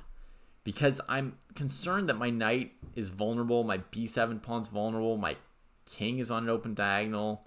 Bishop's kind of, I just don't feel like my position's clean enough to start a fight. What is black planning to do about, let's say, queen b3? You know? I don't know. I don't know.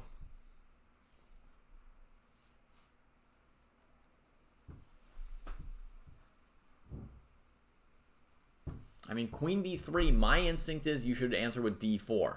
But I don't know if in 20 seconds Alvin came up with that plan, you know. I don't know if in 20 seconds he even saw queen b3 coming, much less was like, oh yeah, d4 will work after that.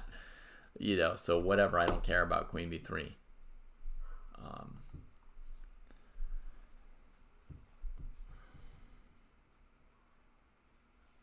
And it's not like super desirable for black either. You could think about queen b3, dc4, queen b6, take on d3, but I'm not pumped about that, right? You've got 3 pawns against a knight, but your pawns, even though they're on adjacent files, they're not actually connected, right? They're all... The d pawn's kind of isolated on d3 because the c and e pawns can't catch up to it yet. So it's certainly not what you want from a position where you're up a pawn for nothing, right? To then be playing that weird scrambling position with pawns against the knight. So we'll see if Hinakaki spots and goes for queen b3 here. There is also knight e3 for white, which sort of hits some spots. So that's another theme for us to keep our eyes on. That hits the bishop and the pawn. It does line you up for d4. So it's probably not good at the moment, but something to keep our eyes on. What do you need help with, KB?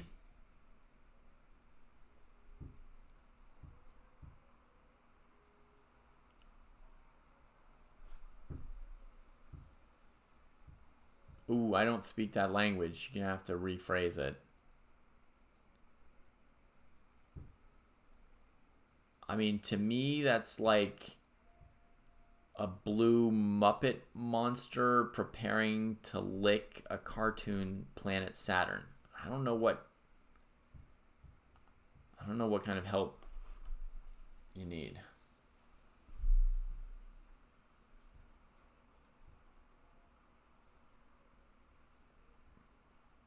I don't know if you're Saturn or the Muppet.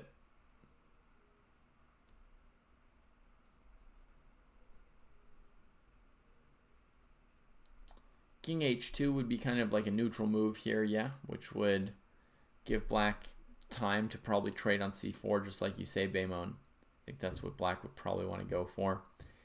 And I think you'll find that queen g6 doesn't produce tons of counterplay there, because black has moves like queen e6 or bishop f5.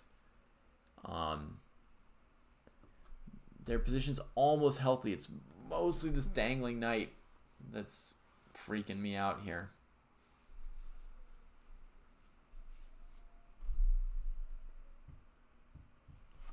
You know, right now black's extra pawn is this pawn on b7. It's not a dominant factor. So they've not yet consolidated their advantage. Hinata spots queen b3. And I think that's a bit of a blow.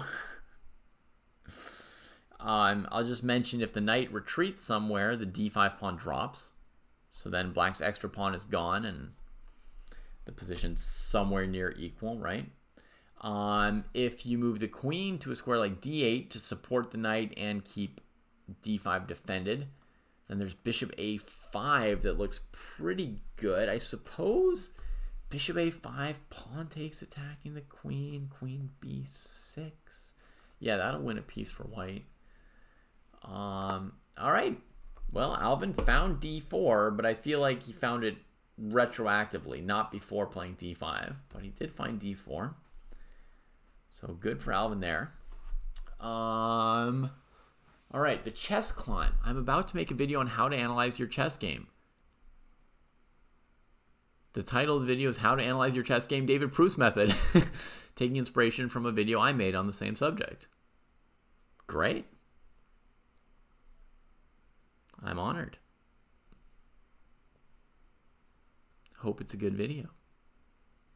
Have you been analyzing your own chess games using said method?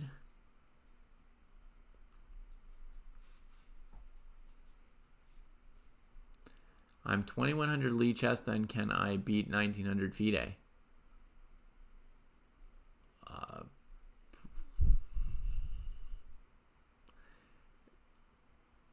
I mean, it's close enough, KV, that nobody can tell you in advance.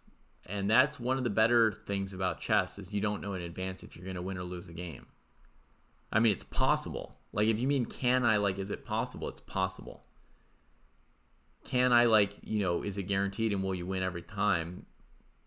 Probably not. Is your win percentage chance 20% or 40% or 60% or 80%? I don't know. You just got to go to some OTB tournaments. Nobody can tell you in advance. That's part of the thing. You will have to help yourself by going to a tournament and finding out. Then come back and tell us. 9 minutes for Alvin, 13 minutes for Hinakaki, and I feel like there's still quite a bit of excitement left in this game. Enough pieces and enough open kings that there could definitely be some major tactical moments left. I don't know whose chance is high, KV. If you've never played OTB, probably the chances are better for the player who has played OTB, right? They have the experience. And Lee chess ratings are inflated by a lot normally. So, I mean, maybe you could beat them in a blitz game on Lee chess, but maybe in a classical OTB game they would be the favorite. I don't know. I'd have to know more about the situation to give you a precise estimate.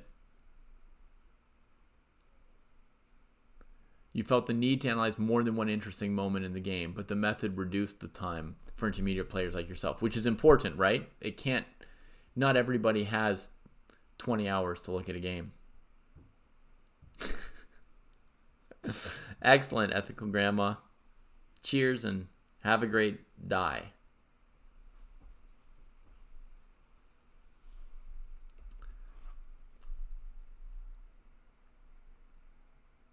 So if the bishop moves away, then black can play knight c8, and the game goes on.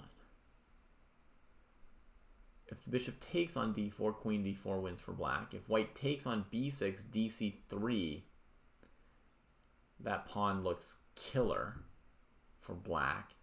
c5 check, knight d5 looks decent for black. I think the best thing for white to do is to move this bishop away.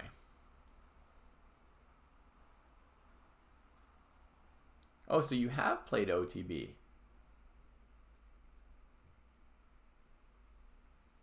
In that case, I don't know. See, I didn't have enough information.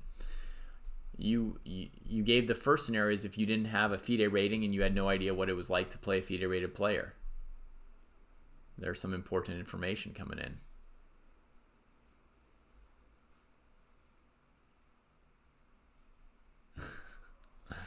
All right, Red Gorilla. I hope your video comes out great. Francois is saying bishop a5. Definitely a move that makes sense. Bishop d2 and bishop b4. Both plausible as well. Either way, it seems like Alvin is still probably up a pawn, but maybe the bishop shouldn't go to d2 simply because the knight wants to go to e4. Yeah, I think like a tiny bit of Alvin's advantage has been shaved off with this d5, d4 versus just consolidating the knight, improving the badly placed piece before engaging in action. It just doesn't make sense to engage in action with this piece here, right? Like, it makes sense to fix your terrible piece and then decide what action you want to take.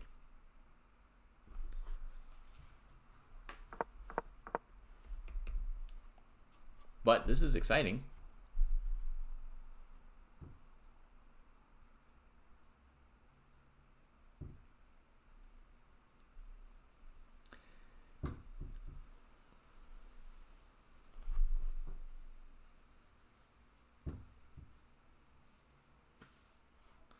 how can you improve your chess more? Your growth seems slow. You can't afford Chess Dojo. Can you afford to go to a chess tournament? I guess not, because going to a chess tournament costs more than a membership on Chess Dojo. Okay, Francois wants to go knight d2 also, like me, yeah. How can you improve your chess if you have less than $50 per year budget, is what KV is asking.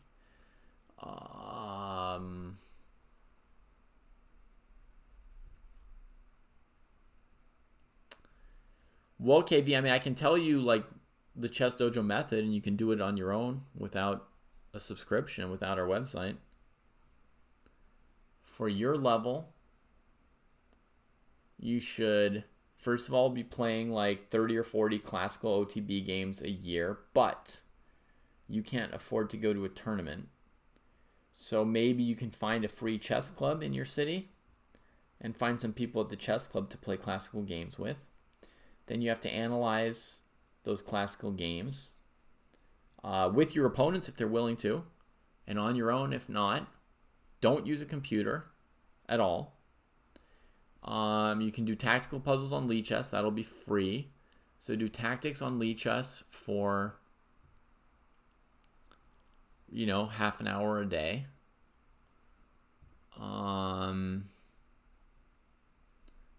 And then pick one topic at a time to work on for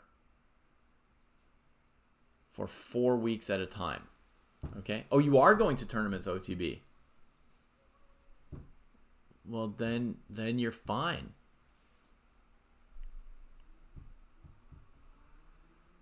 Then you're fine. That'll be great. So after that tournament, analyze the games from the tournament. And like I was saying, do tactics on Lichess daily for about 30 minutes. We have a move from Hinaka. Bishop a5. Knight runs away. Knight d2. Perfect. Perfect moves from both players. The time getting a little bit closer here between them. So what I also say, KV, is we have classical tournaments actually on Chess Dojo. You don't need to be a member to play in them, and they're surely cheaper than any OTB tournament you can find. So they might be an option. It's $2, I think, to play in a Chess Dojo classical tournament online if you want to get some games in between now and September. That's pretty efficient.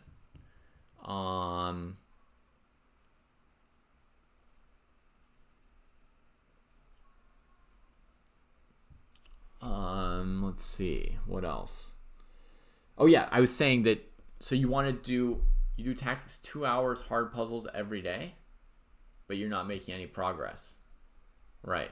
So cut that 2 hours down to half an hour. Analyze your games. And then pick one subject matter at a time to study and improve on, right? Like one area of your end game to work on, or one chess book to study, something like that.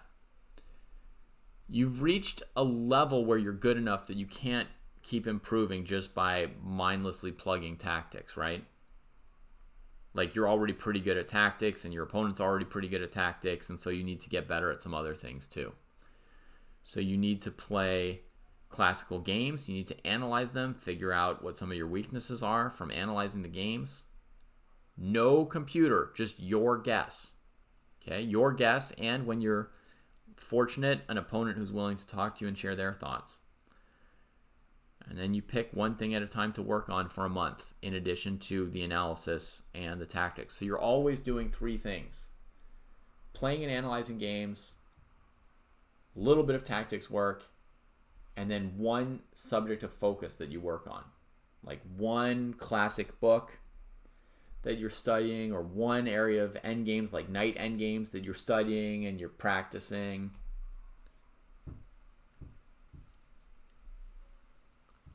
Time control, 90 plus 30 is probably a good time control for you. Haumea, you bought your first chess book today, and you bought 2 books on your first purchase. They're both by Silman, Complete Endgame Course and How to Reassess Your Chess. Are those good for first timers? I mean, first timers at reading books or first timers at chess. If you're a beginner, both of those books are advanced.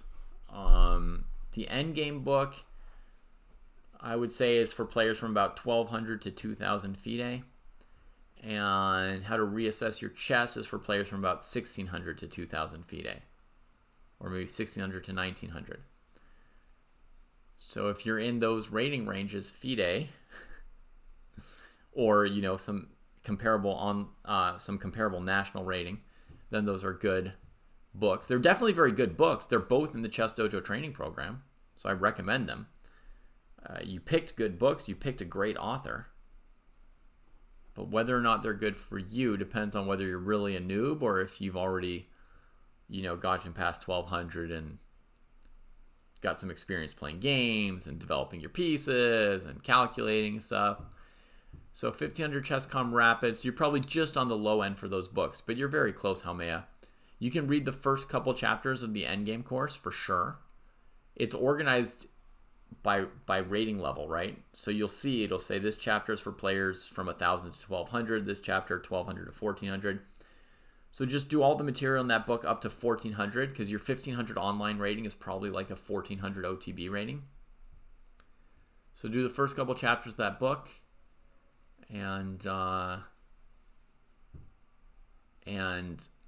think once you hit 1,700, yeah, I mean, those books will be good for you pretty soon. You just got a little more work to do.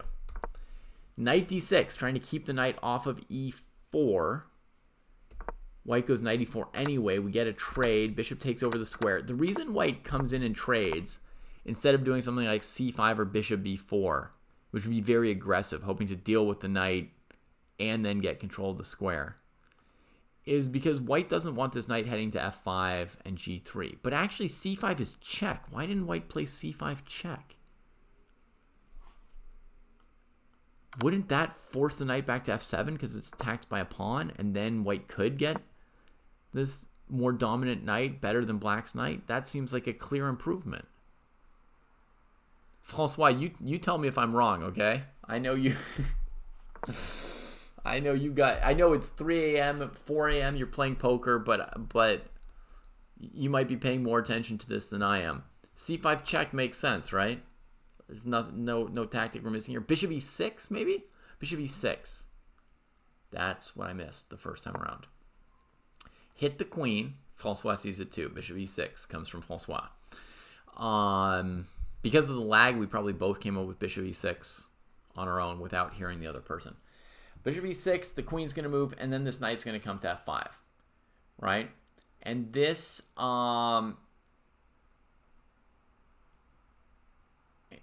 basically explains why white just went ahead with knight e4. So she goes knight e4, Alvin trades it, plays bishop e6, dealing with the f5 thing for now. Alvin's up a pawn, but neither of his pawns is like a very strong candidate past pawn. He tries to change that with b5. He's playing quite confidently here, Alvin. His advantage is, somewhere between 0.8 and 1.1. So he doesn't know if he's winning or drawing. It's right on that edge there. His king's going to be a bit weak here with queens on the board. I'd say it's slightly more likely that the position's a draw than that it's a win for black, but it's right on that borderline. Can I watch your game and give you some advice, KV? I'll give you some advice without watching your game. Focus on your game while you play it. Don't talk to me while you're playing.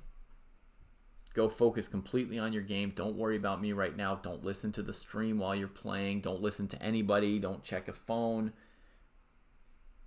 Just concentrate 100%.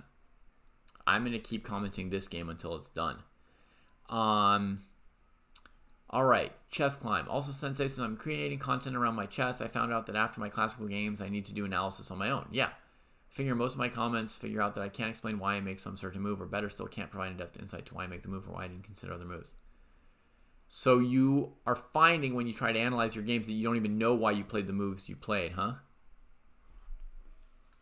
KV, when I play 90-30 games, again, you shouldn't be talking to me while you're playing. So I should probably stop giving you advice because you're not listening to the advice, so it's a waste of my breath. But for anyone out there who's going to play a chess tournament OTB in September, and you've played all your games so far online, or most of your games online, you're going to need to adapt to a physical board. How can you prepare to adapt for your tournament in September? For anyone out there with that situation, do some of your training on a board. When you play these Friday Night Fights games, when I play my classical training games online, which I play, a certain number of because I can't travel to many tournaments anymore. When I play my games, I always set up a physical board. I make the move, I do my calculation on my board, I play the move on my board, and then I go and enter it on my computer with the mouse. So that'll get you used to the board. Second, if there's a book you're studying, play it out on a board, right? If you're solving tactics, you could take the extra 30 seconds to a minute. I know it's annoying, but you could take that time to set it up on your board. You don't have to do that, but if you want to adapt more easily to a three-dimensional board when you go to an OTB tournament, then it will be worth it. Oh, that's insane, Yolio. Let's check that out. That's a cool idea of a super cross pin. Let's check. So Yolio's saying after c5 check, bishop e6, there could be a cross pin with bishop to h3, which looks like just a cold winning move. After bishop takes, black has two pieces hanging. Ho! Very sharp, yellow. I think you're right. Let me double check. Knight f5, bishop takes f5. Queen f7, bishop e6. Knight f7, bishop e6. Knight c4, queen c4, or anything. Yeah. Yellow found it. That's sick. We always encourage people to, kind of actively participate in whatever chess stuff you're doing, right? Not just sit there passively. You can believe my advice about how to train, but when I give you some variations or I ask some question about, the pawn structure or whatever, you should always be trying to check stuff in your head. Don't just believe me. Try and figure out the positions for yourself. And yellow has been very engaged throughout the broadcast today, right? So that's a move that'll ring black's bell. And that now says that c5 was correct and knight f7 was forced. See, the players would have to have a little more time on the clock to take all that in, right?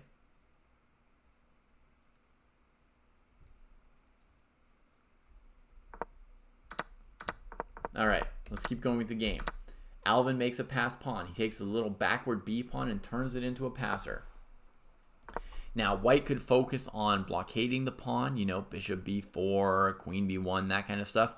Or they could focus on the perpetual check and counterattacking chances against the black king, one or the other, right?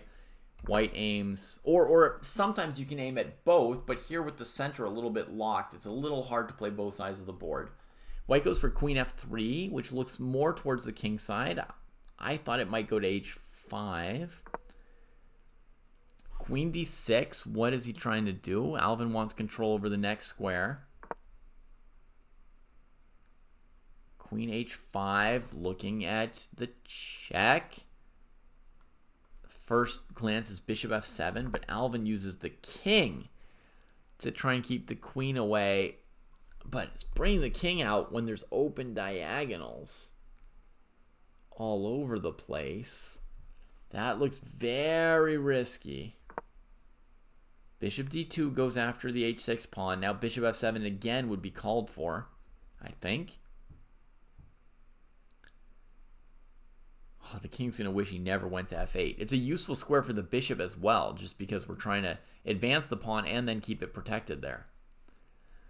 But okay, bishop f7 looks like a very clean move, and bishop d2 kind of encourages black to find it, because they're looking for a way to defend this pawn. And this helps improve black's position again. Lollipop Cake, if you're 1,700 FIDE and 2,200 ChessCom, either you haven't played enough FIDE games for your FIDE rating to catch up with your chess.com rating, and so you could just play OTB and your rating would go up, Or you're much better at blitz and rapid than you are at classical, and you need to just practice slowing down, practice playing slower games, and get better at those. I mean, it depends what your goal is. I mean, it's hard for me to give you recommendations when I don't know your goal. I mean, my other recommendation would be enjoy chess, have fun, read a good book, read something by Mikhail Tal. You're strong enough that you could understand a lot in a Mikhail Tal book. Have you read all his books? Those are just treasures. Have fun. Enjoy chess and your current strength.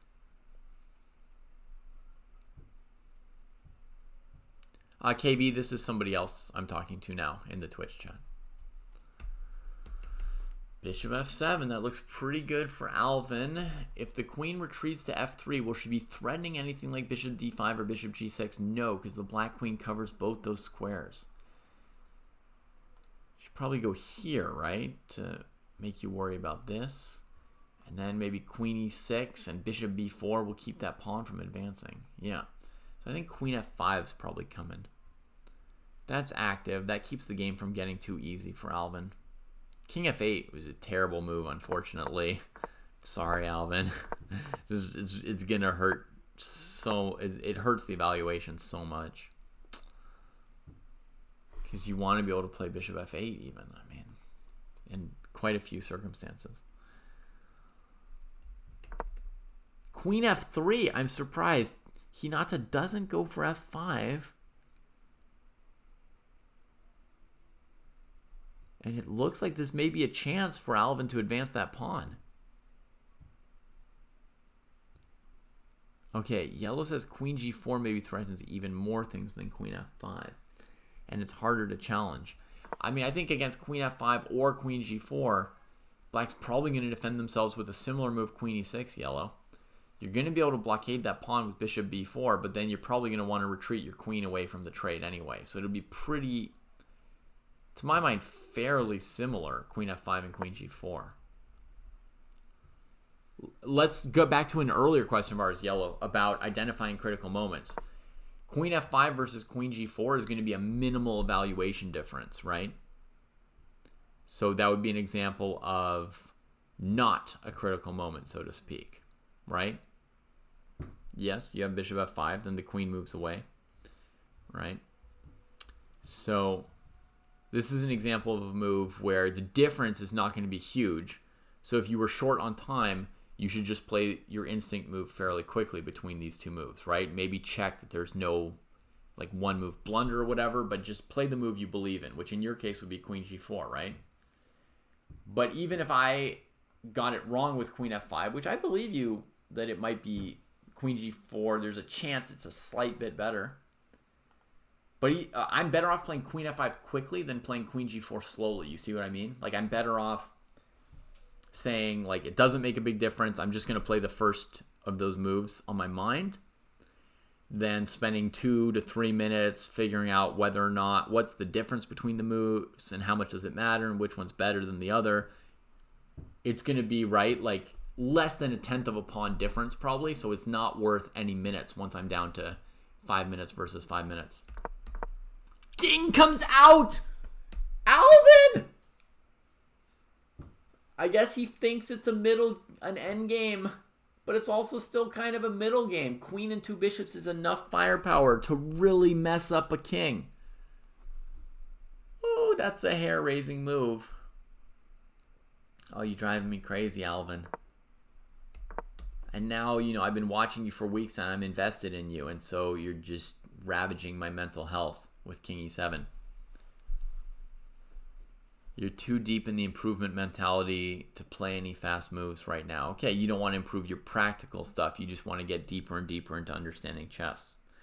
Fair enough. I mean, it'll have its limitations if you play in an OTB tournament, obviously.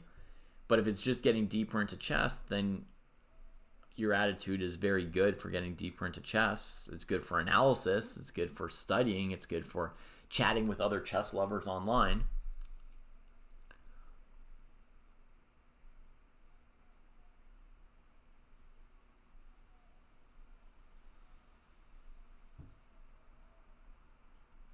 a tournament next week, unfortunately.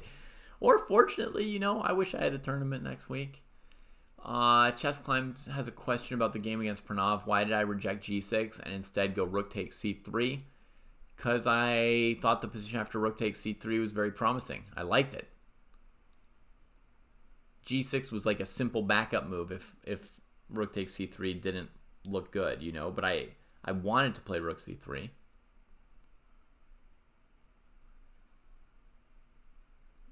I thought, yeah, if I had to analyze some lines with rook c3 that like didn't work out or looked bad, then I probably would have played g6, right? But rook takes c3 looked very promising to me, so I played it.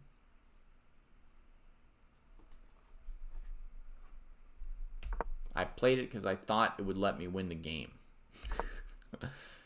Queen e6. Kavutskiy. And you can't even go back into your hole, dude. You're just wandering around the board now. Ay, ay, ay. There weren't that many ways to lose this endgame for black, but bringing the king out into the middle of the board when it's actually not an endgame yet, but a middle game, that was one of the ways. Now it's a 3-result game, folks. Meaning, practically speaking, given like human error, white or black could win, or it could be a draw. If he just left his king on g8, white was merely groveling for a draw, right? No winning chance at all. Just nothing conceivable. But now, you know, I mean, it doesn't take much to conceive of a win for white. Let's say king d7, queen h7, attacking the bishop. You save your bishop. Not only is this pawn hanging, but there goes your queen, right? So, just disastrous here. Disastrous turn of affairs for Alvin. I think what he's on Warrior Boys Productions, he just thought it's an endgame. You can see it also from like the way he played b5 here. Right? b5. Like he thinks it's an endgame. It's time to advance a passed pawn, right? And then he's going for the blockade square of the passed pawn. And now he's centralizing his king. Centralizing the king completely unprovoked. Here it's not even to stop queen e8. It's just because dude wanted to.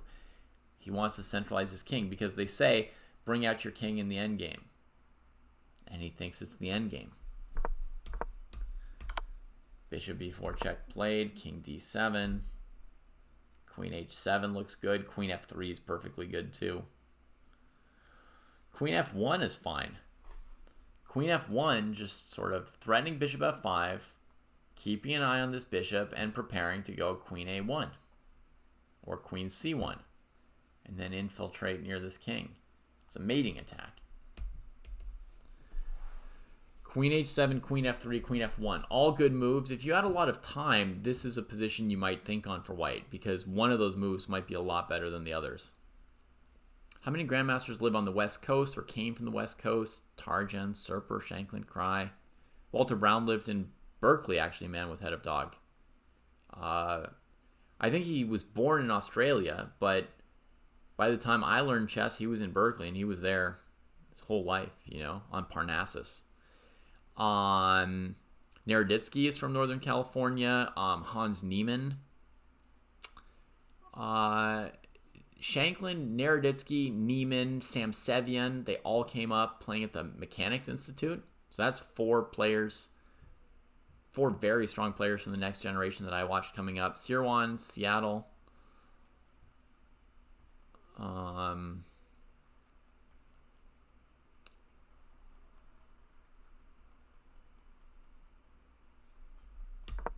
Queen h7 played.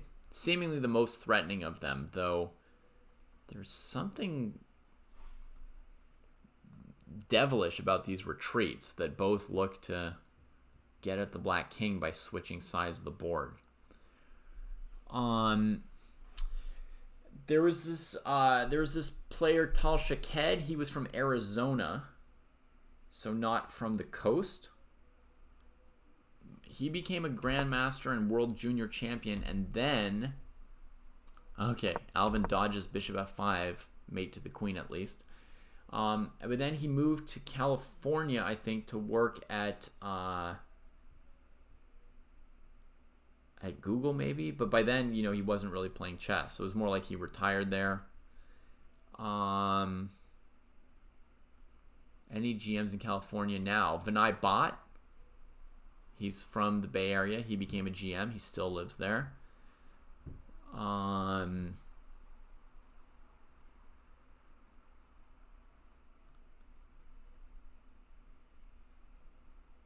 Can I explain the thought process behind moving the king? I have Warrior Boys production, I think.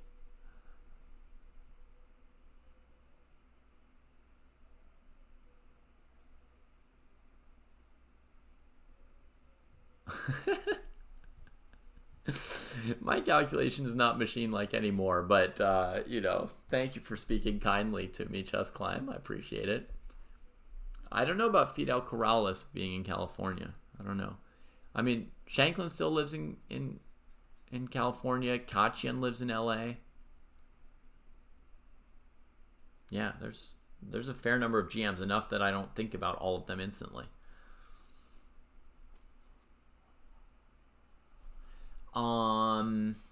Didn't Enrico Sediano become a grandmaster?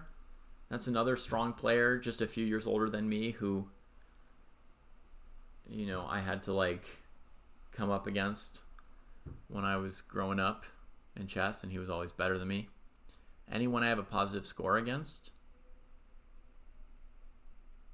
I think I've got a negative score against Vinay, negative score against... Oh, I probably have a positive score against Shanklin in tournaments because, he was a kid, a student of my OTB chess club. So I played him when he was, not a GM. Since he's been a GM, I don't think we've played. So... Hey, Pondaroo, everybody's in one tournament today. The 1600 plus got canceled, so join the under 1600 if you want to play. H5. Looking to increase the pressure with bishop g6. This homeless king is just ruining all the tactics for black here. Oh, it's rough. Do I have a positive score against Nakamura? No. I lost to him in the U.S. Junior Championships. Beat him in the National Open. And we had a third game we played, which is a little, not clear how to count it. It was at sort of like a Rapidy tournament in New York. Yeah. I don't think we even have the score sheets from it, so I'm not gonna count it or explain it to you. It's a long story. So let's say 1-1 with an asterisk. Do I have a positive score against Kraai? No. I don't think so.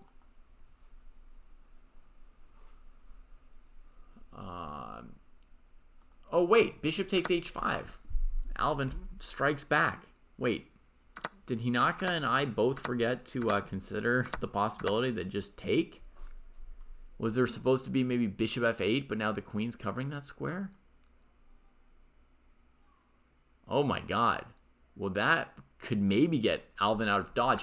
I was like, I don't even know what to suggest next for Alvin here. I was like, I'm out of candidate moves to even suggest for black. I want to get off the 7th rank, but I can't move up to the 6th rank because it's all covered by the bishops of the opponent, right?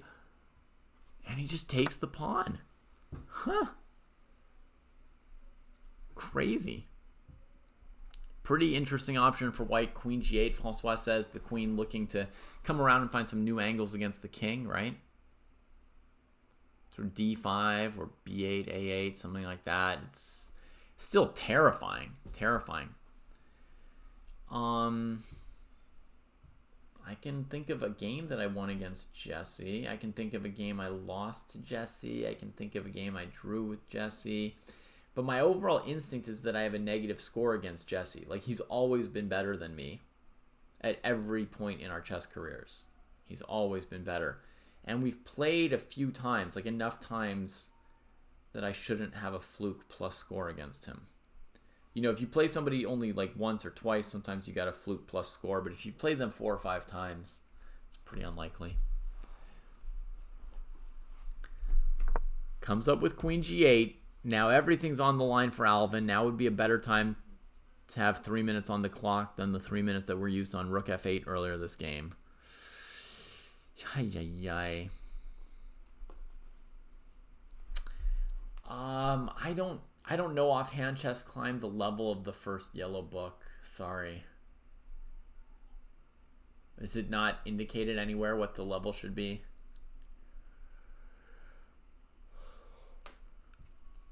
In general, my feeling is that that series is very hard. I would recommend you check out some of the Dojo book recommendations so you can find something around your level. Is an ECF of 1400 somewhat comparable to a FIDE of 1400? Is it pretty close? Bishop f7, keeping the queen out of d5. But she can run all over this area now. Queen b8 is probably better than queen a8 because of queen b6, right? You deny black that resource. Also, you look at the b pawn. Maybe black tries queen a6 in response. White goes for a8 though, not b8. Oy, oy, oy, oy, oy. Now queen b6 sort of looks like a defense. There's bishop f5 check, but bishop e6. Queen b6, there's bishop a5. Ugh. Queen d8, there's queen b7, queen c7, queen b5, picking off a pawn. And still crisscrossing diagonals, the king can't get away. King d8, bishop a5 wins. King c8, bishop f5 wins. So queen d8 loses on the spot. Yellow thinks black has to be losing. Red Gorilla says white's crushing. My instinct is white's winning. But here I think bishop a5 is kind of like an only move that white has to find to be winning. Other moves are probably not winning. Bishop a5 probably is winning. White's already played something. Check. They went straight to the check. Oh, against bishop a6, there's queen d5. That's completely over. And against king c7, it's bishop a5 winning. So this move, good job by Hinakaki on the calculation phase of this game. She found some killer moves very quickly here. Ay, ay, ay. Oof, Alvin. King f8, king e7, king d7.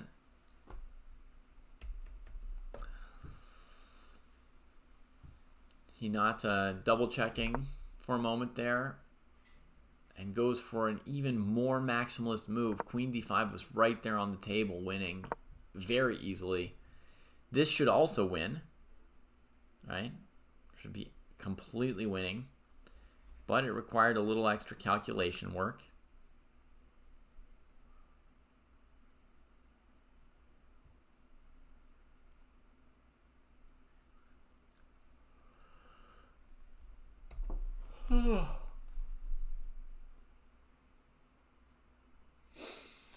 Yeah, Lundy, that king move, such a big blunder. And, you know, at the time when I complained about king f8 wasn't yet losing the game.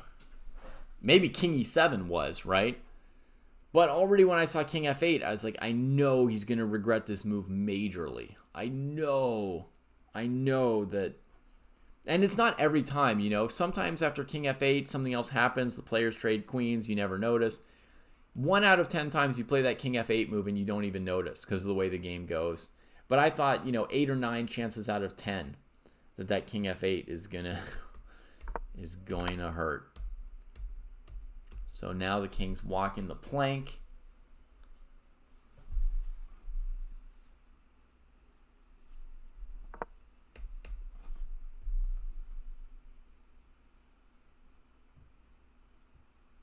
There's several winning variations for white that I can see here. There's some simple variations where you check on the 7th rank, trade bishops, and then go up a piece on g7. Like here, you can play a move like queen b7, you know. White repeats once, putting a little extra time on her clock. Reasonable to do when you're winning. Bishop e4. So this forces bishop d5, and then queen c8 is mate. Yeah, that's a very good one here.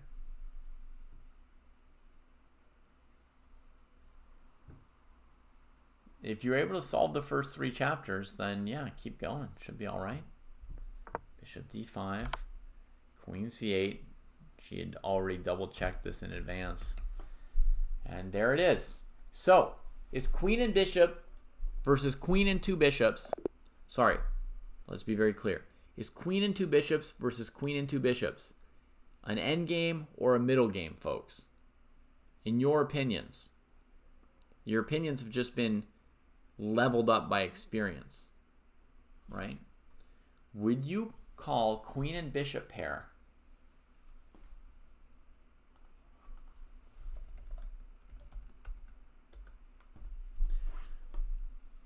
would you call it a middle game or an end game, chat? Alvin's rejoining us in chat after the insane game.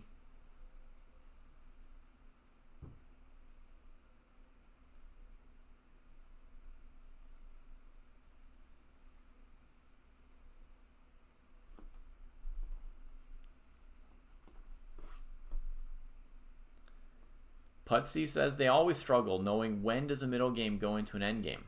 Yeah, so I'm giving you a chance to practice, Putsy. One way to get better at knowing when a game is a middle game or an end game is to take a bunch of positions that might be borderline, and you say if you think it's a middle game or an end game, and I tell you if I think it's a middle game or an end game. I won't be right every time, but you can slowly calibrate. So, make a guess. You would say endgame. All right. Vahe says queen plus any 2 pieces is a middle game. It's not a point count. No, it's not. Mauve Steel says it's a middle game. Yellow says queens on board are almost never an endgame. And even if it is an endgame, it's a bad idea to activate the king. Single queen versus queen is definitely an endgame. I'll just throw that out there. Single queen versus queen is definitely an endgame. And often you have to bring your king out to win them. So it's not always a bad idea to activate the king in a single queen endgame. All right, Tactics and Swindle says queen plus 1 minor piece is an endgame. Queen plus 2 is a middle game.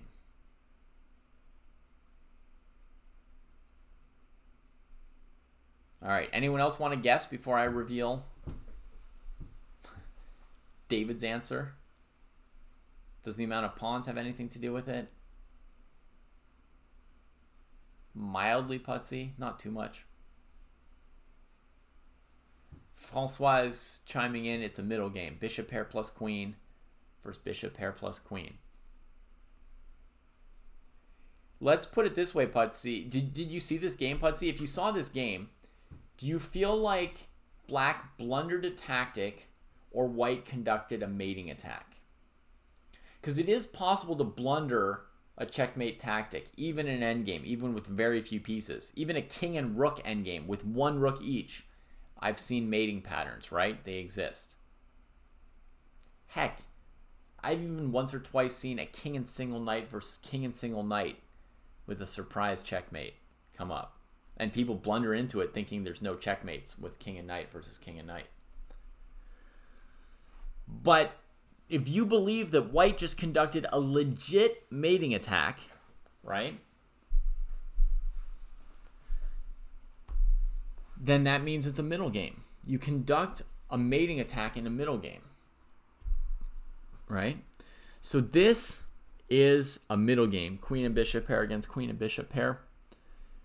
And I would tend to agree with like 90% or so. There are going to be some exceptions, but essentially Tactics and Swindles, I would say, is correct in saying queen plus 1 minor piece is an endgame and queen plus 2 is a middle game. That's basically like 99% correct. There will always be like a few little exceptions here and there where something's a little bit wilder or more tactical, etc. But basically, middle game versus end game. An end game is mainly defined by it being plausible to promote a pawn and implausible to deliver checkmate. Whereas in a middle game, it is plausible to deliver checkmate and implausible to promote a pawn.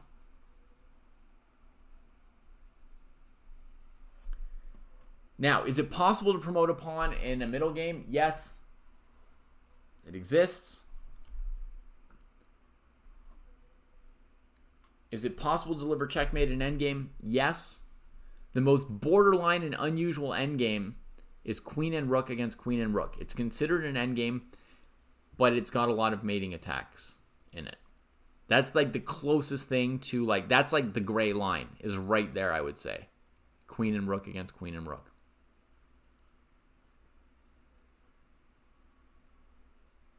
Does it matter if it's a middle game or end game? I don't play any different. It does, Putsy. Look at Black's king here. Alvin's king is saying it mattered a whole lot. If he'd played this position like a middle game, his king would have been on h8 or g8, and he would have been up a pawn. Right? But because he played it like an end game and brought his king into the middle of the board, he got checkmated. Do you really not play any differently in middle games or end games, Putsy? That's correct, Alvin. Marching with the king. Alvin's saying, this is Alvin's own reflection. They haven't yet watched all the commentary. We watched basically the whole game, Alvin. Alvin is saying, I think marching with the king with the queens on the board is where I lost. Correct. Correct.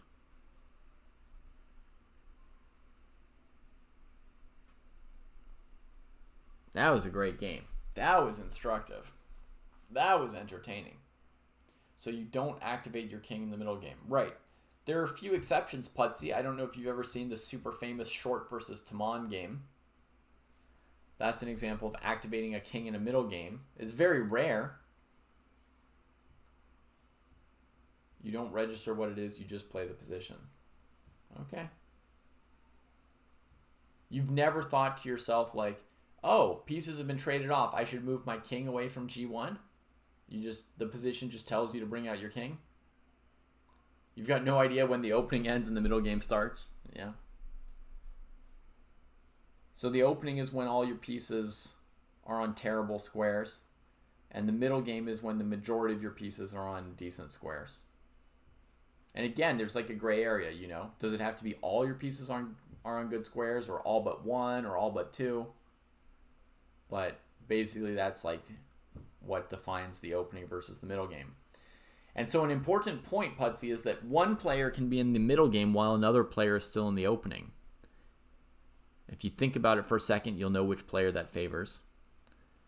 In fact, one of my favorite feelings in all of chess is being in the middle game while my opponent's in the opening. That's lovely. On the other hand, it's not always good to be ahead of your opponent. You don't want to be in the end game when your opponent's in the middle game. Right? The middle game is just the place to be. That's the best place. That's the best place. So if you're in the middle game and your opponent is not, that's basically always good for you.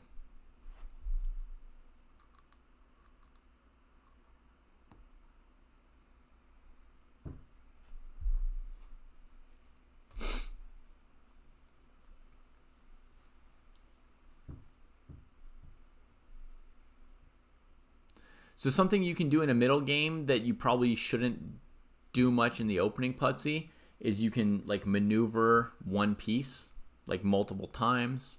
You could spend your time moving a bunch of pawns, right? Like building up strength in an area, or doing a pawn storm, or, you know, looking for a place where you want to trade some things. All right, cheers. Have a good day, Putsy.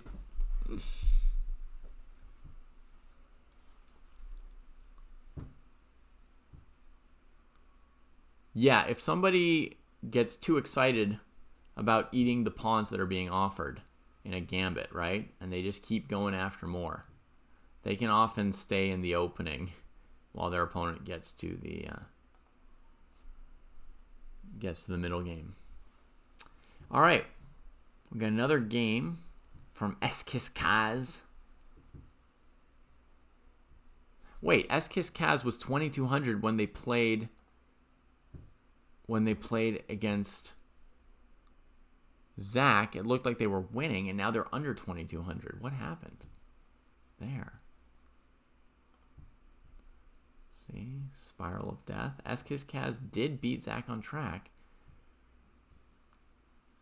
Have they fit a third game in between? I don't know.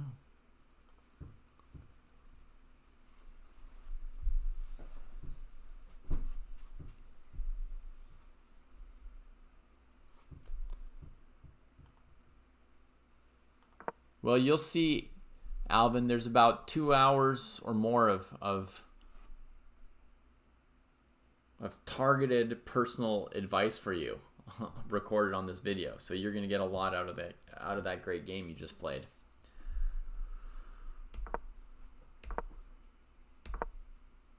If you're in communication with Hinata, maybe you can let her know about the video recording, so she, because I imagine, because I know it's her first time playing Friday Night Fights, she might not know that it's there, and maybe she would be interested to check it out. All right, we got a closed Catalan. 95. There's going to be some potential major pressure on d5 here. Bishop on b7 is undefended, so black can't move the pawn off of d5. It just has to sit there and have everybody threaten it. I mean, within limits, right? Like, let's say you play queen b3, putting pressure here. It's not like it's not allowed to move, right? No time to take the hanging bishop on b7 if there's a queen on b3, right? Or let's say white tries to ramp up the pressure with the e-pawn. That would also block the bishop, right? And then there'd be situations where black could take on c4. So,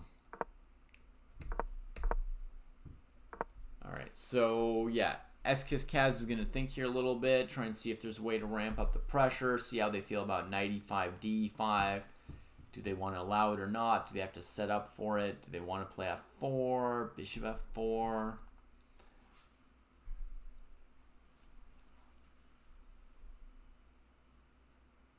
Let's see, what time is it for me here? 11 o'clock, a little bit late.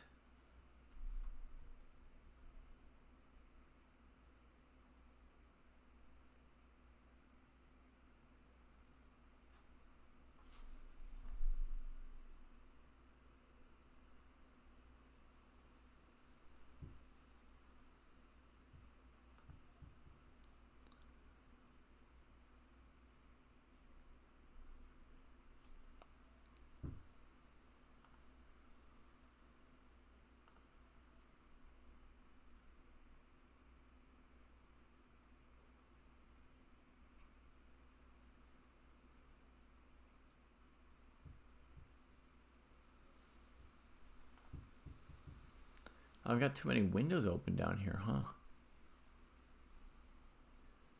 Let's kill that. Let's kill that window. Maybe this is part of what's been killing my computer. I had like 5 or 6 tabs open. Macs aren't meant to have 5 or 6 tabs open, you know.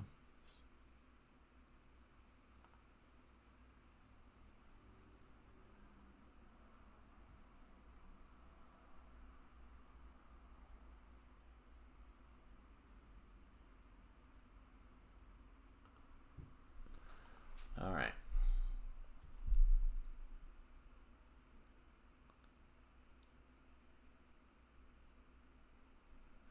Yeah, Vahe, I think it should be possible to get this position via Queen's Indian move order. Yeah. I can imagine playing all these moves as white or black from a Queen's Indian fianchetto, if the players wanted to. I don't know if it's like, you know, the most topical variation or like the top move order, but it's certainly possible. Yellow, there's always like a link for Friday Night Fights. It's usually under !fight like this.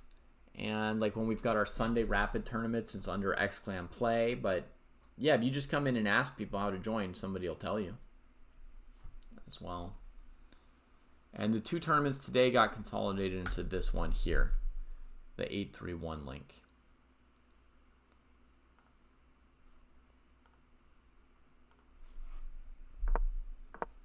All right, Kaz wants to put on some pressure, so they're going a little deeper into this move, so let's go with them. So how does the master increase the pressure here as white? Bishop f4, there's this move knight h5, which doesn't feel amazing. Knight h5. No, then we could win a pawn on d5. That's fine. So there's no knight h5. So bishop f4 looks like a clean developing move that improves white's position. It's going to be my guess.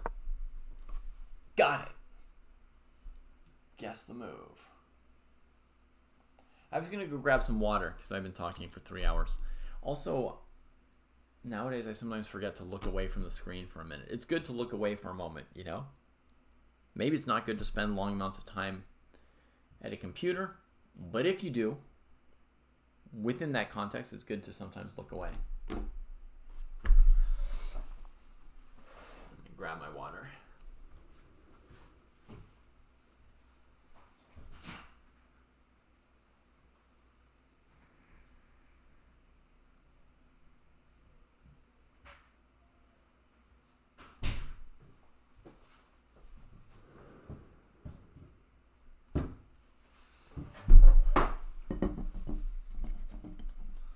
All right, that wasn't too long. You want to see something different? Here's another beautiful piece of art that'll be going up on the walls at some point soon.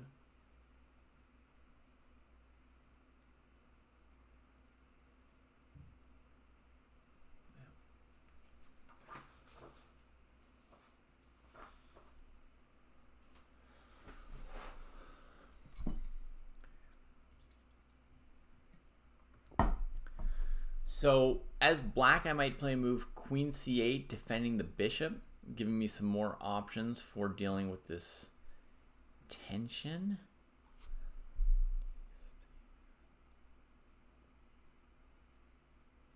I could also play a move c5, trying to undermine white's center and the knight. But I feel like my pieces are just a tiny bit awkward. I don't know if I want to blow things open when I feel slightly awkward, you know? So maybe I'd just dig in. Queen c8. You're wondering what opening this was, Red Sun? This was a Catalan from white. You see, white never played e4. So white played a Catalan. I can show you. My love is bigger than a Catalan. Do bop bop ba da bop. Do bop bop ba da bop. Hey, do bop bop ba da bop. There you go, Catalan.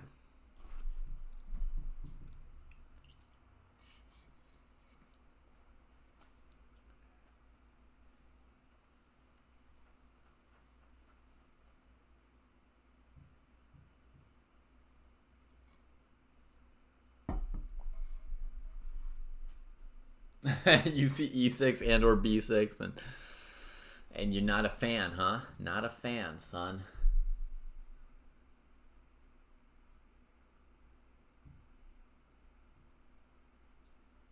Oh, yellow, you shouldn't feel scared after sparring. You should feel endowed with power that your opponents lack. You should feel endowed with power. I was just reading a book and I came across a supposed Sun Tzu quote. I don't know for sure if it's a real one, but it said,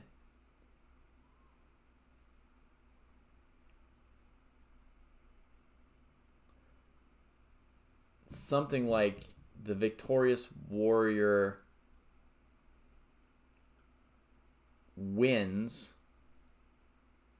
and then goes to war. Something like that. The victorious warrior wins and then goes to war. I might be misparaphrasing it myself. Right? But the idea is that you don't go to war and then you try your best and you find out if you win or lose then, right? You do the preparation in advance so that by the time you go into battle, your victory is a high percentage, let's say. So the victory is achieved in advance during the preparation. So when you spar your end games and then you go play somebody, you beat them in advance. Before you got into an endgame with them, you beat them 2 months ago when you sparred the endgame.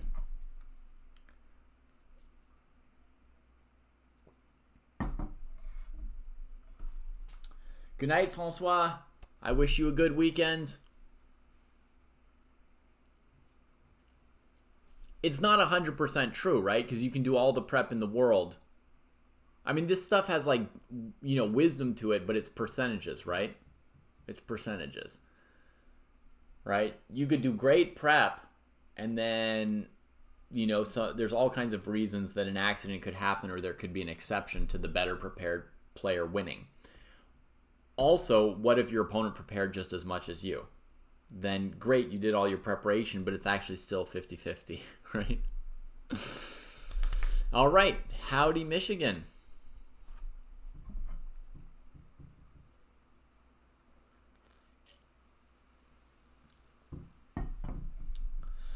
All right. Black has played rook b8, defending this bishop, in some ways similar to the move queen c8. The difference is that if black takes on c4 at some point and white trades bishops, the black rook on b7 is going to do a very poor, evocative of bathroom words, but a very poor job of defending the queenside light squares. Whereas a black queen recapturing on b7 would be perfection. I demonstrate. Boop. Boop. Boop. Boop. Boop. Light squares. They are not secure. Rook. Trapped. Queen. Trapped in here dealing with this thingy, right? So, maybe queen a4 next from white, right? Supporting the knight, threatening queen a6.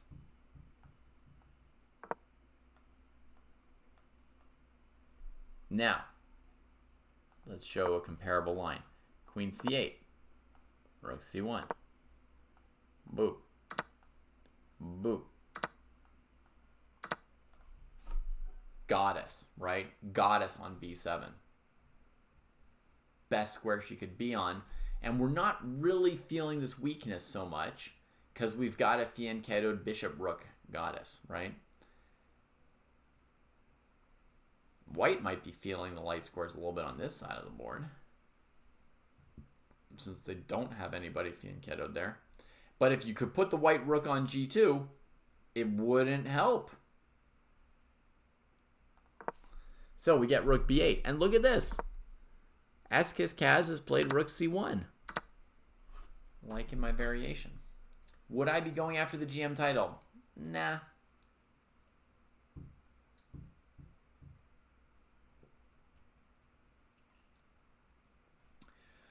Falgary, we just did a whole dojo talk on it, which I don't think has been published yet.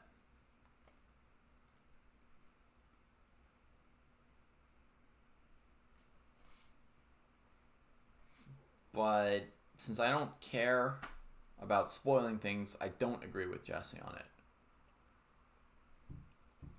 I don't know in what detail it's useful for me to lay out how useful it is for me to paraphrase an argument that we had in the past that will be published in the future.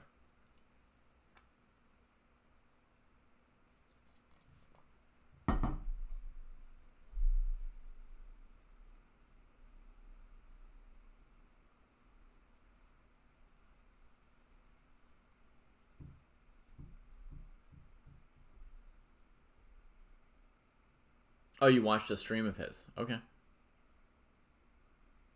Cool. In which he was talking about our conversation, I guess. The upcoming talk.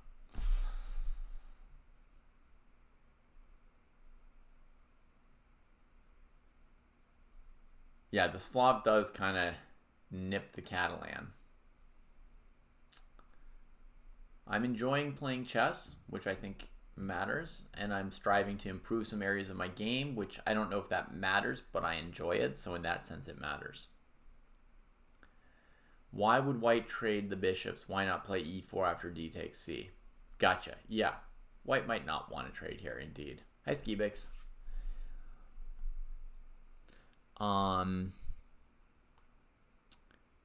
Let's say we got d takes c4.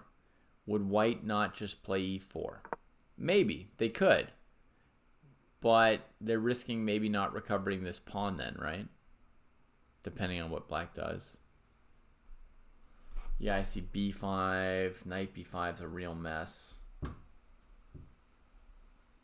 Hard to assess.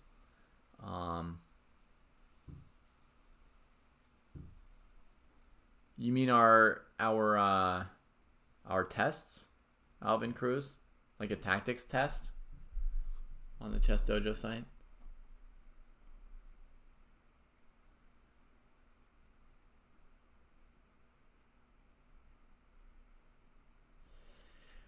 I mean, what I do, Skibix, to deal is something that I set up in advance of every tournament. I have a goal of usually I have two goals of something specific that I'm working on. And whether I win or lose, it's something that I can keep working on. So that keeps me focused on what I'm working on. It's related in general to what I was working on between tournaments, right? When I was preparing.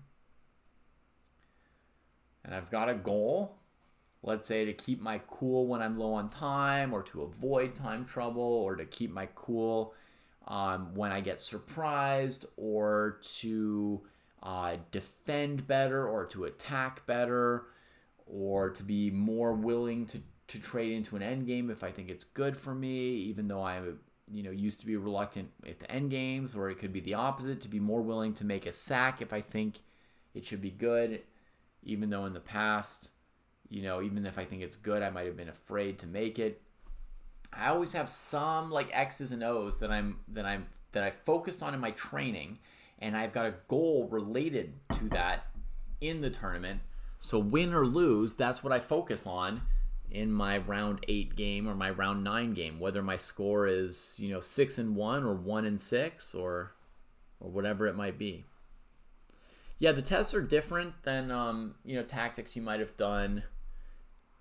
Yeah, than tactics you have done anywhere else. The way our tests work, they will give you an honest and accurate assessment of your tactical level, unlike maybe any other tactical puzzly kind of things that I know of. Right? They won't tell you that you're 2,900 or whatever.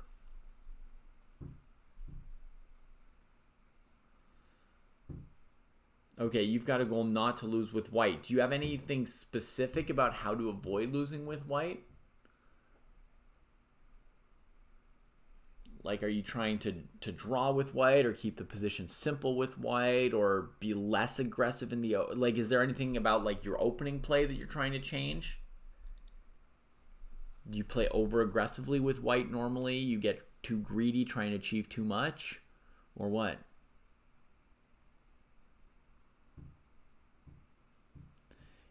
Yeah, Red Sun, I agree. It looks hard for black to hold this pawn or create like a big old problem for white. But maybe they could trade the knight that's threatening the pawn at the moment, right? And now big choice for white between pawn and bishop.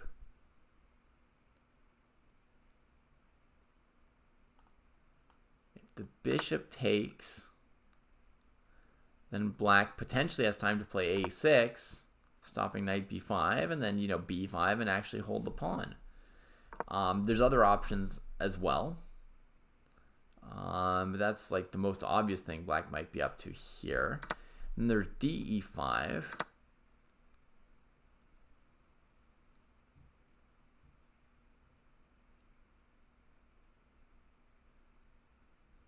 This looks pretty promising for white. This de5 looks much stronger, right? But there is knight c5 there. I want to get rook d1. Maybe I should just try to recover my pawn here and not go too crazy. Could also try queen g4, ambitious in a different way. I think I'm going to reject queen a4 because of knight c5, right? Queen a7, rook a8. or even queen here, bishop a6. It doesn't feel right. It looks very like active for black. So let's try queen g4.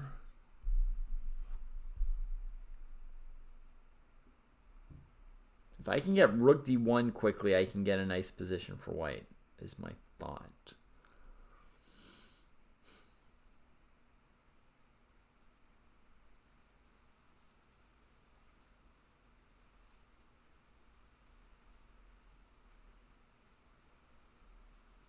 It's a pretty exciting position. I mean, black could consider knight c5. It's so important, you know. Allow bishop h6, play g6, be ready to answer rook d1 with knight d3.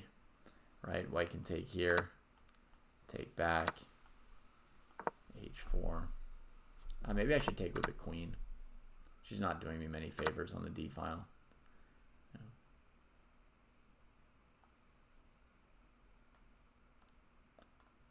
This amazing piece, this, bishop c5, weak dark squares. I don't know. It's very, very sharp because black has to consider moves like knight c5 if they want to come out with a good position, you know. Something like king h8, rook d1. It's unpleasant. It's a fair amount of pressure there. Hard to organize things. Anyway, in summary, somebody asked, you know, if black takes on c4, could white play with e4? They could. It may or may not be good. It's going to hinge on some specifics and some tricky variations. In the game, we get this rook on b7. Knight c6. Queen, exact position we talked about. Knight e7. Here I'd looked at queen a4, but we hadn't looked very hard past this point. Knight b5. White's like